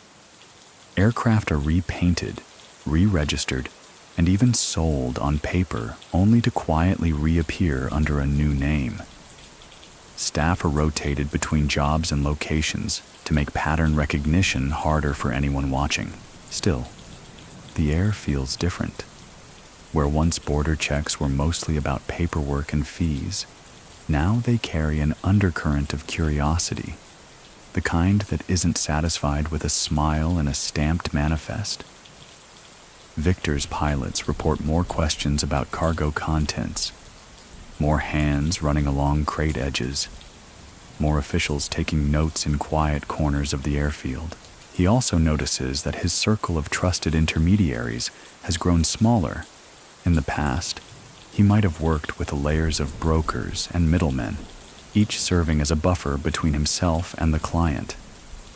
Now, he's more careful. He deals directly with a smaller, tighter network. Men and women he's tested for loyalty, people who know the stakes and understand that loose talk could cost more than a contract. There's another shift happening: the type of cargo requested. Conflicts in Africa and the Middle East are drawing more international scrutiny, and the demand is rising for routes that skirt embargoes without attracting headlines. Clients want faster turnarounds, more creative routing, and cargo compartmentalization, so that even if one pallet is intercepted, the rest of the shipment passes inspection. Victor adjusts. His flight plans begin to include more out-of-the-way airstrips, more mid-route stops in countries with loose oversight. He also leans harder into legitimate work, not out of morality, but as camouflage. His planes move more medical aid, more construction materials, more public-facing contracts. Journalists who happen to photograph his aircraft in a war zone will see them unloading sacks of rice or hospital beds, the kind of image that muddies any accusations. Sometimes, these legitimate runs are paid for at a loss, but Victor considers it an investment in his reputation's resilience. Behind the scenes, he knows there are discussions about him happening in rooms he'll never enter. Intelligence reports cross desks in Washington, London, and Brussels. Satellite imagery is reviewed, phone intercepts translated, informants debriefed. Some agencies share information, others keep it close. A few want him captured. Others prefer to monitor him as a source of insight into the flows of arms and goods into conflict zones. Many people still think that at this point, Victor's survival was simply a matter of time running out, that with so many eyes on him, a mistake was inevitable. But others argue that he could have kept slipping through the cracks indefinitely, if not for one thing: human temptation. So what do you think? Was it pressure that eventually broke his cover? Or was it the lure of one last high-value deal that drew him into the open? By the late 2000s, Victor is still flying, still delivering, still playing the polite businessman in public, and the indispensable supplier in private. But the space between those two roles is narrowing. And somewhere in a U.S. Embassy conference room, a new plan is being sketched on a whiteboard. A plan that will require patience, precision, and a bait so perfectly tailored that even the merchant of death won't be able to resist taking it. By the late 2000s, Africa's Diamond Trail has become one of the most lucrative and discreet pipelines in Victor's network. Officially, these are just cargo runs like any other, documented as shipments of raw minerals or industrial-grade stones headed for processing centers. Unofficially, They are part of a trade so valuable and so portable that it rivals cash as a medium of exchange. The connection begins in Angola and Sierra Leone, where diamond-rich territories have shifted hands between governments and militias so many times that the lines between legal and illicit mining are blurred to the point of invisibility. In theory, international watchdogs are enforcing the Kimberley process, designed to keep conflict diamonds out of the market. In practice, stones pass through so many intermediaries, often across porous borders, that by the time they reach a plane's cargo hold, their origins are impossible to prove. Victor's role is to make sure those stones, and occasionally gold bars, rare earth minerals, or other high-value assets, move swiftly and securely to buyers. The buyers may be private dealers in Antwerp, smugglers in Dubai, or state-linked enterprises in Asia. The payment structure is fluid, sometimes cash, sometimes direct swaps for goods like fuel or weapons, sometimes credit in the form of future contracts. The flights carrying diamonds are usually small and discreet, not the large Antonovs laden with pallets, but smaller, faster aircraft that can operate out of airstrips hidden from casual observation. Crews are hand-picked for these runs, chosen as much for their discretion as for their skill. On these missions, cargo is often delivered directly into a waiting vehicle on the runway. No unloading to warehouses, no lingering in public view. The risk is not just interception by authorities, but interception by rivals. In some regions, word of a diamond shipment can travel fast, and a plane landing without adequate ground security can become a target before the engines even cool. Victor mitigates this by synchronizing landings with trusted local contacts, often hiring armed escorts who remain on standby until the aircraft departs again. It's during this phase that some of his most intricate exchanges take place. A shipment of diamonds from the DRC might be flown to West Africa, where it's traded directly for weapons sourced from Eastern Europe, with the aircraft making the return trip loaded with crates instead of stones. On paper, both flights are innocuous. Industrial equipment one way, mineral samples the other. Many people still think that the diamond trade was a side hustle for Victor, secondary to his arms operations. But others believe it was the diamond routes that gave him the liquidity and flexibility to outmaneuver his pursuers for so long. Diamonds, after all, don't show up in bank transfers. So what do you think? Was this just a clever supplement to his main business? Or was it the invisible backbone keeping his entire empire in the air? By the time Western intelligence agencies catch wind of the scope of these diamond runs, the trail is already cold. Victor's network has shifted the stones through so many hands, across so many borders, that tracing them back to their source, let alone to his planes, is nearly impossible. In his ledger, diamonds are just another form of cargo, no different from fuel, grain, or weapons. But in the quiet back rooms where the exchanges happen, everyone understands the truth. They are the purest form of untraceable currency, and in Victor's hands, they're as effective at buying influence and loyalty as any stack of cash. Conflict is never static, and neither are Victor's roots. As wars burn out in one country and flare up in another, his flight paths shift like the wind. From Sierra Leone and Liberia, his attention turns deeper into Central Africa, the Democratic Republic of Congo, the Republic of Congo, and later into the Horn of Africa. Every change in front lines, every coup or ceasefire, is both a threat and an opening. He develops a knack for pivoting quickly.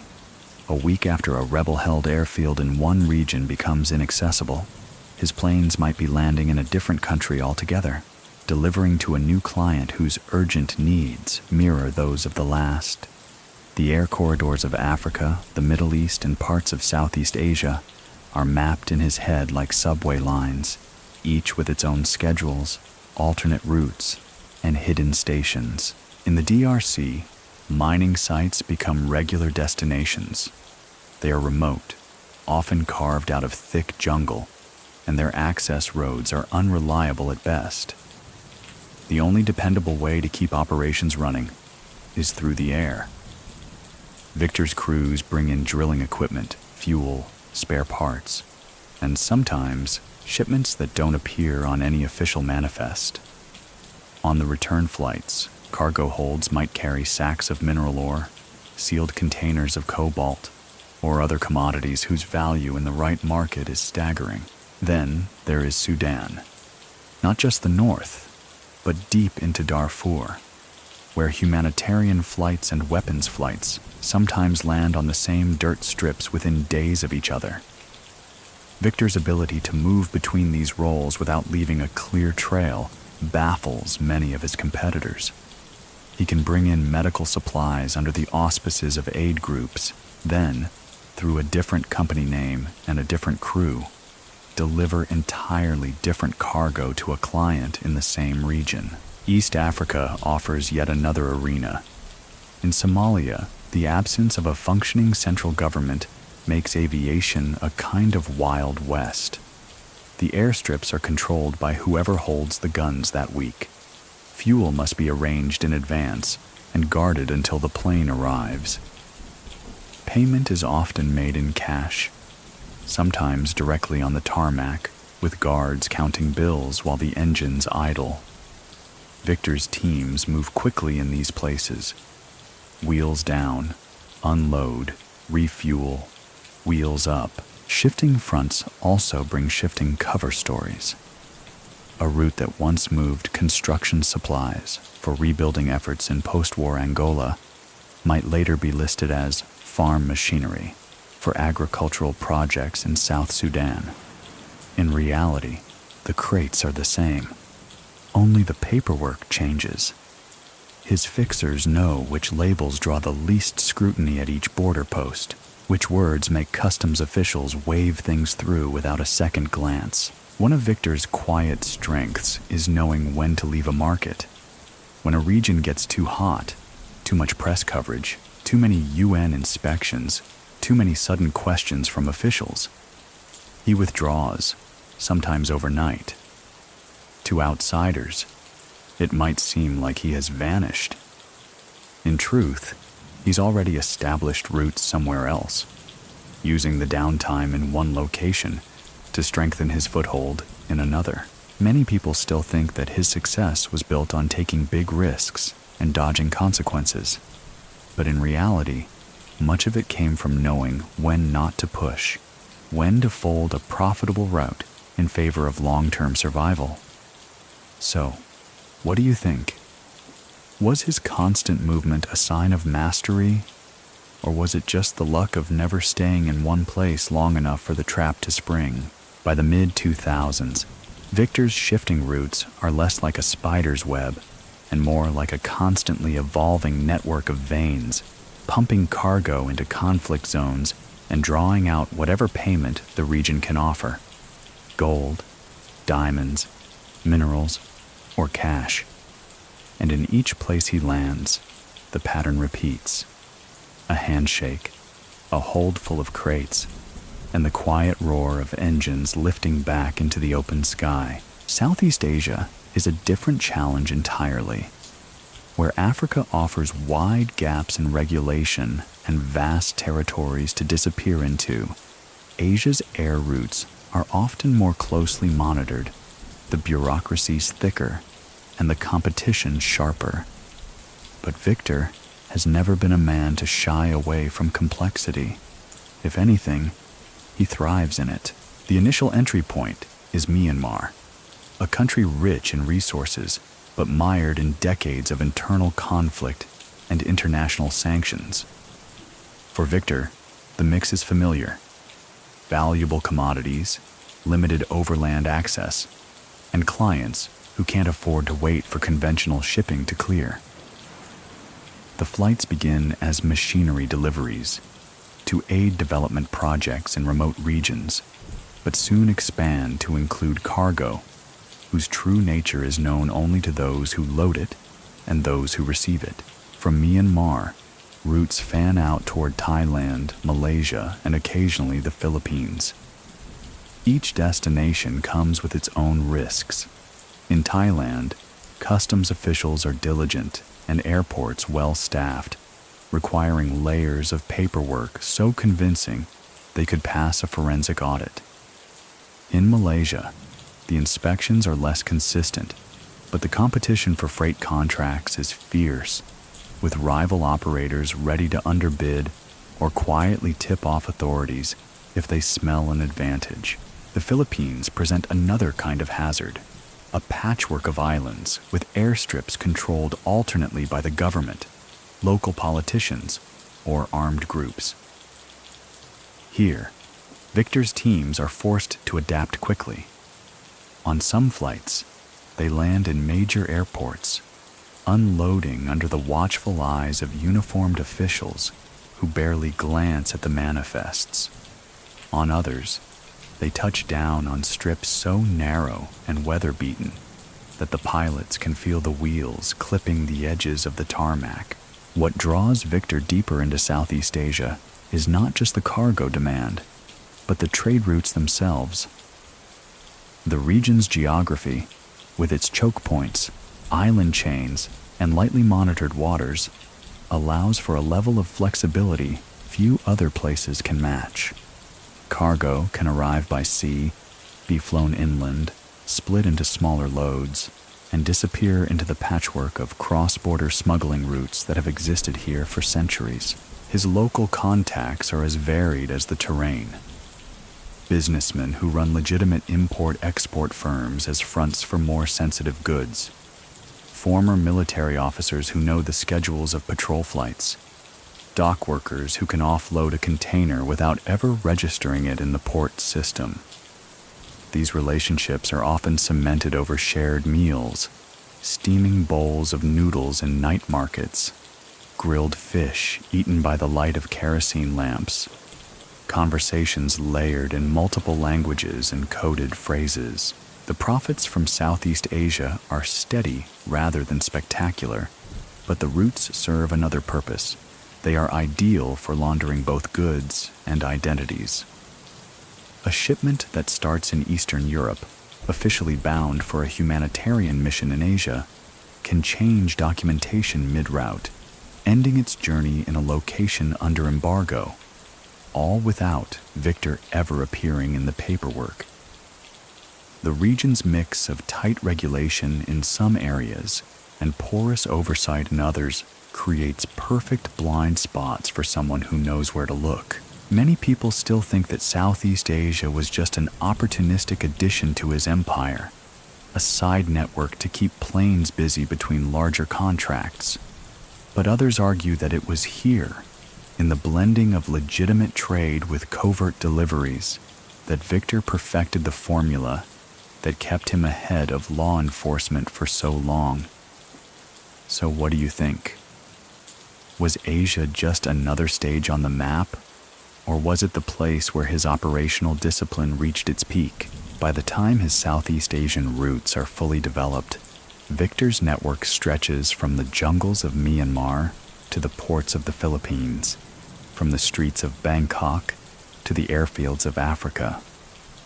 The skies he flies in are no longer bound by continents. They are stitched together into one seamless, shifting theater of operations, where a flight can begin in one war and end in the shadow of another, without ever being seen for what it truly is.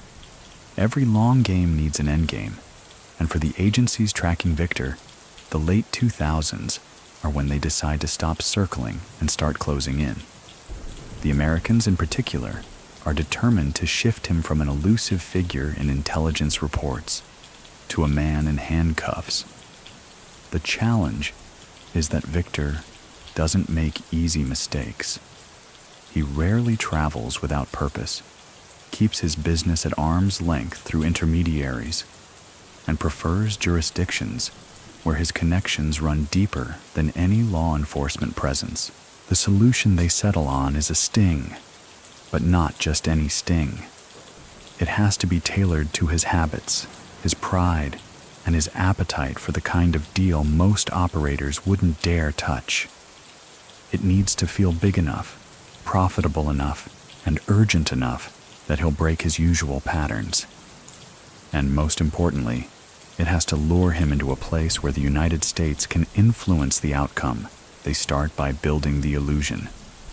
Undercover agents, posing as representatives of a South American rebel group, send feelers through intermediaries known to have contact with Victor's network. The story is simple. They want weapons, serious weapons, and they have the cash to pay for them. They drop details calculated to hook him: surface-to-air missiles, assault rifles, ammunition by the ton. The kind of order that would take skill to arrange discreetly, and that would signal a client worth cultivating for future business. For months, the operation plays out like a slow-moving piece of theater. Messages are passed, meetings are suggested and postponed, and each time the bait is dangled, it glitters a little more. Victor, cautious as always, uses layers of go-betweens to keep his distance. The agents are patient. They let the game stretch until the idea of the deal feels real enough for him to step closer. Bangkok is chosen as the meeting place. Thailand is a calculated risk, not one of Victor's usual haunts, but not so hostile that he would immediately refuse. The location offers the Americans the cooperation they need from local authorities, plus a legal framework to hold him once the trap is sprung. Victor's arrival is choreographed down to the hour.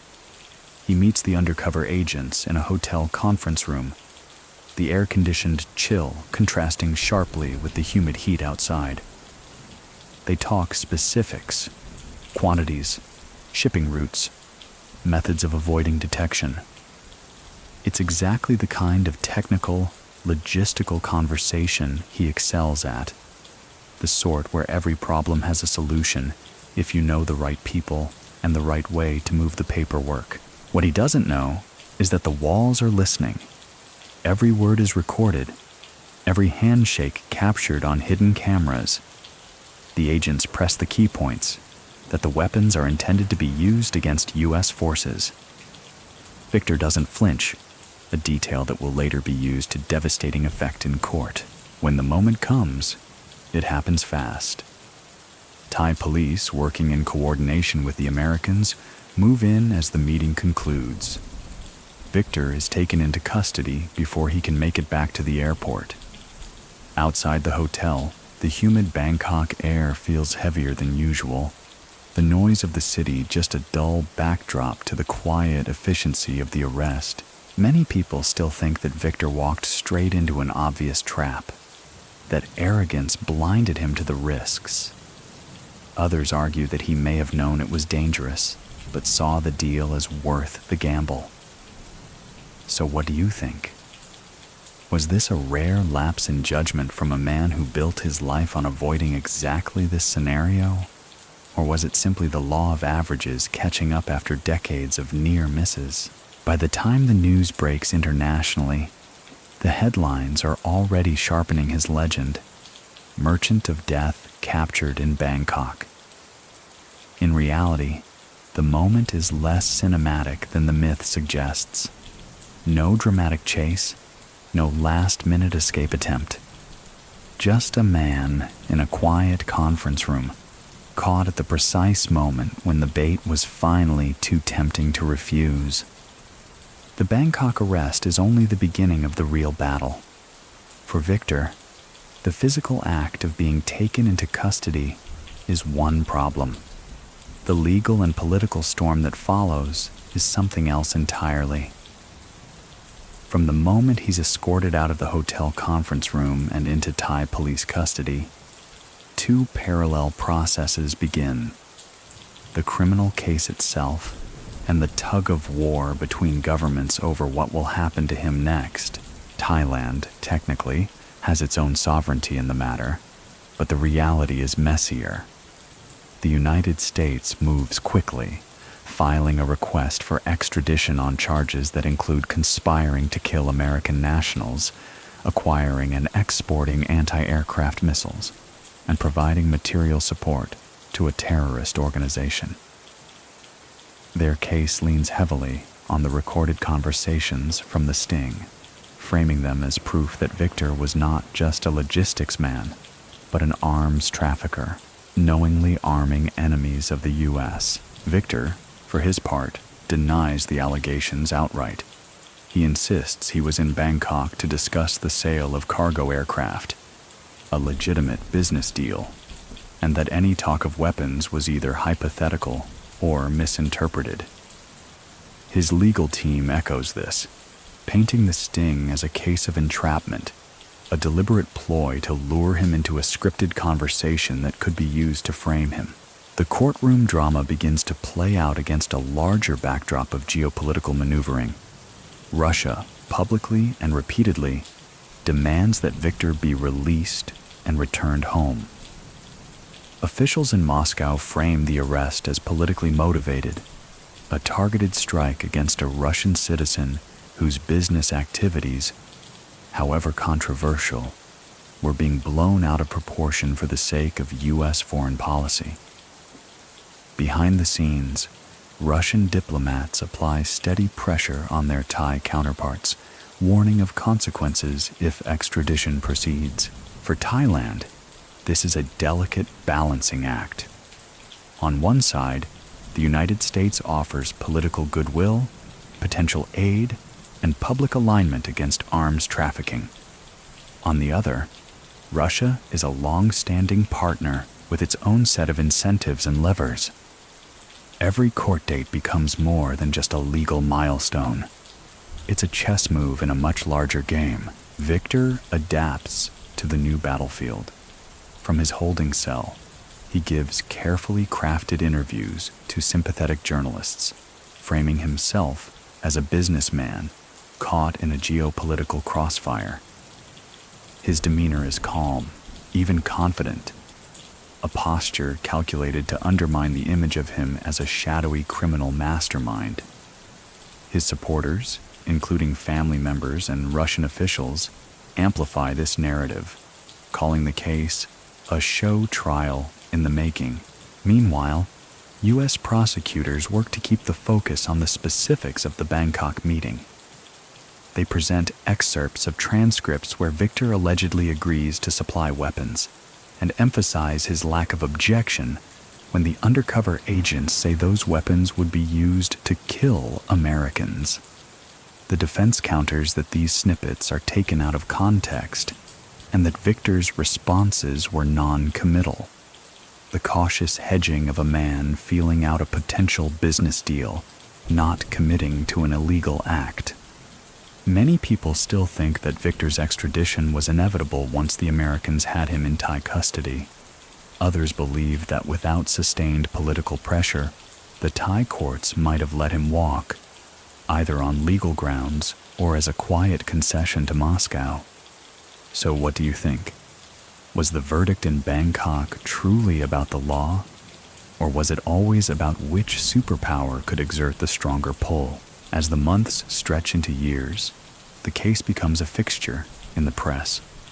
Each delay, each appeal, each diplomatic statement adds another layer to the story. Victor remains in prison, but he's far from powerless. His network, his image, and his connections are all still in play. And while the Americans wait for their extradition order, the merchant of death continues to wage the kind of battle he understands best. One fought in the spaces between what's written down and what's actually happening. When the Thai court finally rules in favor of extradition to the United States, the decision sends ripples far beyond Bangkok. For Washington, it's a rare and highly visible victory in the long, grinding campaign against global arms trafficking. For Moscow, it's a diplomatic defeat they will neither forgive nor forget. For Victor, it's a transition from the relative ambiguity of Thai custody into the tightly controlled machinery of the U.S. federal justice system. The transfer itself is handled with quiet precision. No press conferences, no open convoys to be filmed by the evening news. Instead, Victor is escorted under heavy guard to a secure airfield where a U.S. government jet waits with engines idling. The flight to New York is long, and though the U.S. Marshals on board are polite enough, they are also watchful. Every movement, every glance monitored. Victor spends the journey in thought, not because he's plotting escape. There is no escape here. But because he knows the next phase of the battle will be fought with words, not altitude. In the United States, the case against him is framed as the trial of the world's most notorious arms dealer. The Merchant of Death moniker now appears in every headline, often accompanied by grainy photos of him in sunglasses or older images of his Antonovs parked in dusty airstrips. Prosecutors are confident. They have recordings. They have transcripts. They have the narrative advantage of trying a foreign figure accused of conspiring to kill Americans. Victor's defense strategy focuses on dismantling that narrative piece by piece. His attorneys argue entrapment, claiming the entire operation was engineered to create a crime where none existed. They point to the fact that the supposed weapons transaction was never actually initiated, no inventory prepared, no payment made, no shipment arranged. They highlight the layers of hypothetical language in the recorded conversations, suggesting that Victor was merely entertaining an outrageous proposal without intent to act on it. The trial becomes a theater of clashing versions of reality. In the prosecution's telling, Victor is a man whose decades-long career of supplying weapons into conflict zones culminated in this sting, proof of his willingness to arm enemies of the United States. In the defense's telling, he is a businessman lured into a trap by undercover agents who played on his curiosity and skill in logistics, twisting his words into evidence of a crime that was never going to happen. The jury hears not just about the Bangkok meeting, but about the broader pattern of his life's work. Shipments into Africa, connections to conflict zones, the rotating fleet of aircraft under multiple flags. The judge allows some of this as context, though the defense protests its character assassination. For the American public, however, the effect is clear. The man sitting in the courtroom is not a one-time offender. He's the living embodiment of an international black market. Many people still think the trial was more about sending a message than about securing justice for a specific act. Others insist the evidence was clear, that the Bangkok meeting was simply the first time the U.S. had the chance to lock him into their jurisdiction. So, what do you think? Was the courtroom a place where the facts truly decided the outcome? Or was the verdict written the moment he boarded that plane in Thailand? When the jury returns, the result is decisive, guilty on multiple counts, including conspiring to kill U.S. nationals and providing material support to a designated terrorist organization.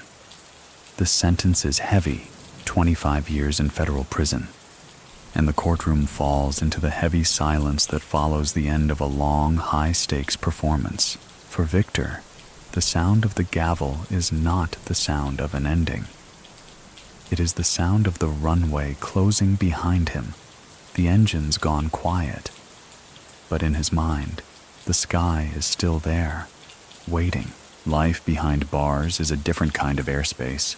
No open sky, no changing horizons, no shifting coordinates. For a man who built his life on movement, the sudden stillness of a federal prison is as alien as a cockpit without instruments. The clanging of gates replaces the whine of engines. The measured footsteps of guards replace the rhythm of landing gear thudding against the runway. Victor arrives at the Metropolitan Correctional Center in New York first, awaiting permanent placement. The building is a fortress of concrete and steel. Its windows narrow slits that let in just enough light to mark the passing of days. The noise is constant but muted. The low hum of ventilation, the metallic echo of doors locking, the occasional raised voices carried down the corridors. He adapts quickly, as he always has. Prison is just another closed system with its own rules, its own players, and its own routes to navigate. The first lesson is in observation. Who speaks to whom? Who controls the commissary trades? Which guards enforce the rules strictly and which look the other way, if approached with the right mix of respect and discretion? Other inmates know his name before he even introduces himself. Some approach out of curiosity, eager to meet the so-called merchant of death. Others keep their distance, wary of being seen associating with a man whose notoriety extends far beyond prison walls.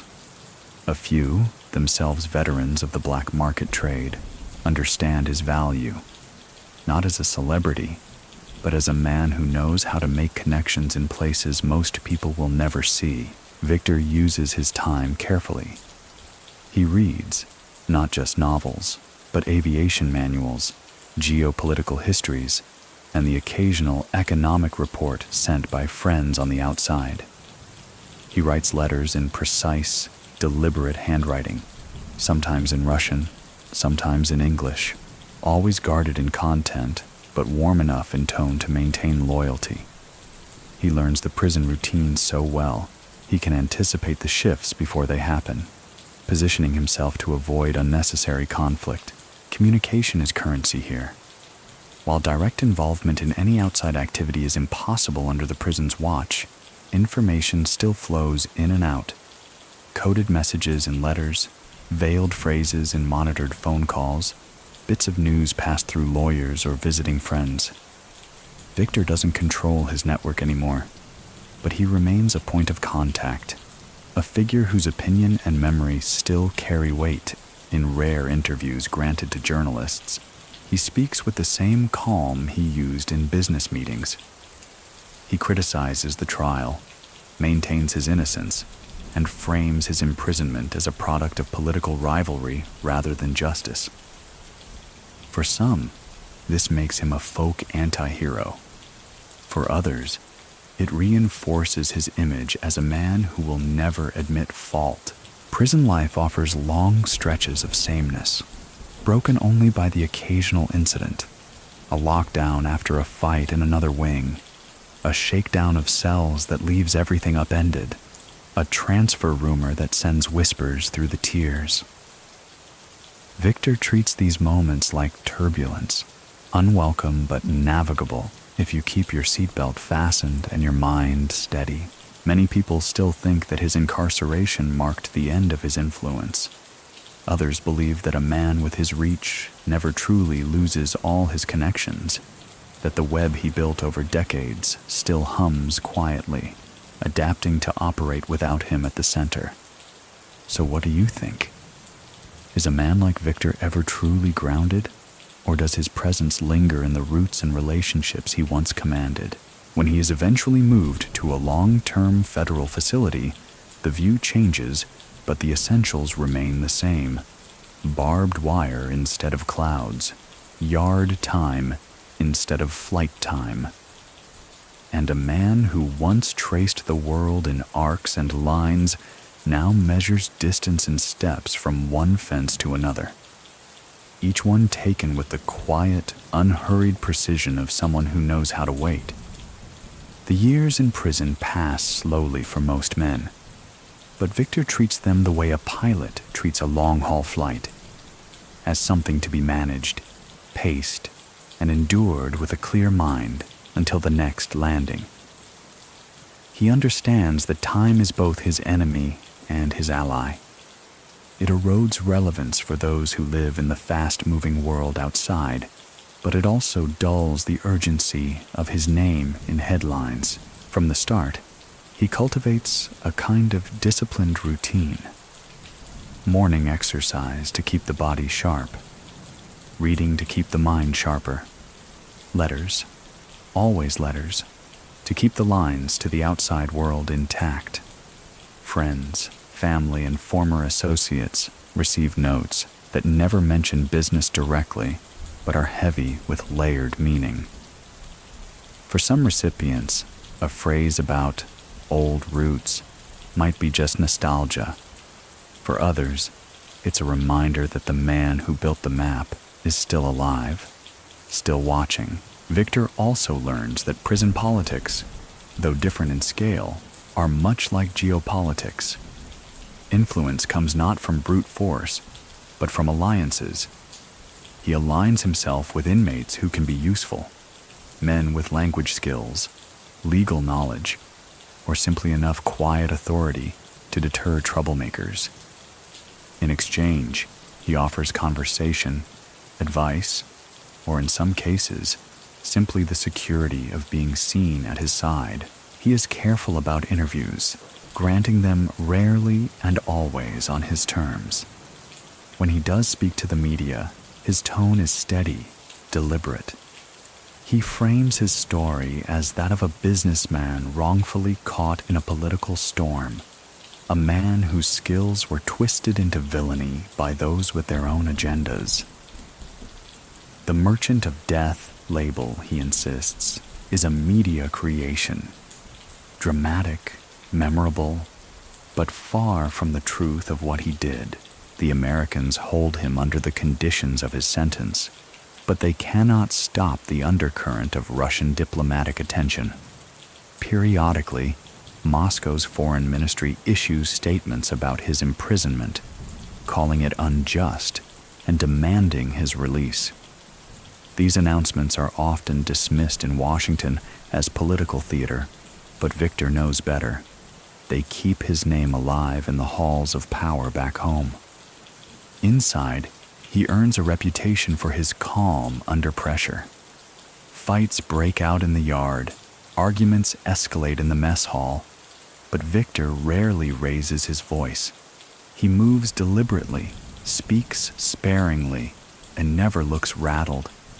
Even guards note that he seems to carry himself differently, as if the prison around him is just another airstrip, temporary and subject to change. Time changes the news cycle. Other stories push his arrest and trial into the background. Younger inmates don't know his name until someone tells them the story, often exaggerated for effect. The details blur, but the myth persists. The Russian who could fly anything anywhere, who had friends and clients in every time zone, who moved goods the world said couldn't be moved. Many people still think that these years in prison were the slow fade of his influence, a quiet end for a man who once spanned continents. Others believe they were simply a holding pattern, a pause in which pieces were rearranged for the next phase. So, what do you think? Was he truly grounded, or was this just a long taxi down a runway that would one day open again? Because even in confinement, Victor understands something his captors might prefer not to consider. That roots, like opportunities, are never truly closed. They just wait for the right weather to fly again. The exchange comes like a sudden shift in the wind. One moment, Victor is just another inmate serving out the slow rhythm of his sentence. The next, he's at the center of an international deal. On the outside, the headlines make it sound like a straightforward trade. A Russian citizen for an American citizen. In reality, it is the result of years of quiet maneuvering, whispered negotiations, and political timing that finally aligns. The American in question is a high-profile detainee in Russia, their case drawing heavy media coverage and mounting pressure on Washington. Behind closed doors, intermediaries float the idea. The U.S. wants their citizen back, and Moscow wants Victor. It's not an easy sell. His conviction, after all, was hard-won and symbolic. But as the talks progress, the calculus changes. For the Americans, securing their citizen becomes a matter of domestic politics and diplomatic leverage. For the Russians, bringing Victor home is both a propaganda win and a chance to restore a man they still see as one of their own. The agreement is reached quietly, far from cameras. Victor is informed only after the arrangements are solid enough that backing out is no longer an option. Even then, the details are minimal. The where, the when, and the fact that his time in the U.S. is about to end. For a man who has spent decades mastering the art of movement, the irony of leaving prison under someone else's flight plan is not lost on him. The exchange takes place on neutral ground, the kind of location chosen less for symbolism than for logistical ease. Two planes sit on the tarmac, their engines ticking in the cold air. Victor walks toward the one bearing Russian colors without breaking stride, his expression calm, but his eyes scanning everything. The ground crew, the positioning of the security teams, the way the other side moves their detainee. On board, the air feels different. The guards are no longer strangers in foreign uniforms, but men speaking Russian, addressing him formally yet warmly. The hum of the engines is familiar, and for the first time in years, he allows himself to look out the window not at fences or walls, but at a horizon he hasn't seen in freedom since Bangkok, back in Russia. His arrival is treated with quiet ceremony. There are no public parades, no open-air speeches, just the controlled acknowledgement of a man returning from what Moscow views as wrongful captivity. Officials greet him, hands are shaken, and then he is driven away from the cameras. Where exactly he goes next is not widely known, and Victor prefers it that way. Many people still think that his release marked the true end of his story, the closing chapter in a life lived between airstrips and shadows. Others suspect it's simply another transition, a move from one form of controlled environment to another, perhaps with new roles to play in different arenas. So, what do you think? Has the Merchant of Death finally landed for good? Or has he simply taxied to a quieter runway, waiting for the next clearance to take off? For now, Victor walks free. The skies above Russia are familiar, the language around him is his own, and the world beyond the airfield stretches wide and unbroken. Whether he chooses to stay grounded or once again chart unseen routes is a question only he can answer. And if history is any guide, the answer may come in ways no one will see until it's already in motion. And now, as the engines fade and the last pages of tonight's journey settle, let's slow the pacing and let the story soften in your mind. Imagine the steady hum of an aircraft at cruising altitude, the way the sound becomes a blanket around you, comforting rather than urgent. Picture the lights of distant towns far below, little clusters of gold in the darkness, each one a place with its own quiet stories, its own sleeping streets. We've traveled through deserts and jungles, across oceans and borders, through courtrooms and prison yards. The man at the center of it all has walked in many worlds, the ordered lines of military airfields, the chaos of markets and war zones, the confined corridors of prison, and the cool, measured spaces of diplomatic exchange. Whatever you think of his choices, his life is a map of movement, a record of how the sky can be both freedom and a cage. Let the images fade now, the roar of takeoff, the smell of jet fuel, the clink of glasses in the hotel meeting rooms, the shuffle of papers in offices far from the runways.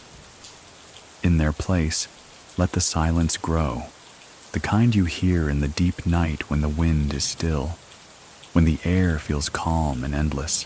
Breathe in. Hold it. Let it out slowly, as if exhaling the weight of all those journeys. The story rests now. The man rests too, somewhere far from the noise. And so should you. Good night, and may your dreams carry you somewhere gentle, somewhere safe, somewhere with a horizon as wide as you wish it to be.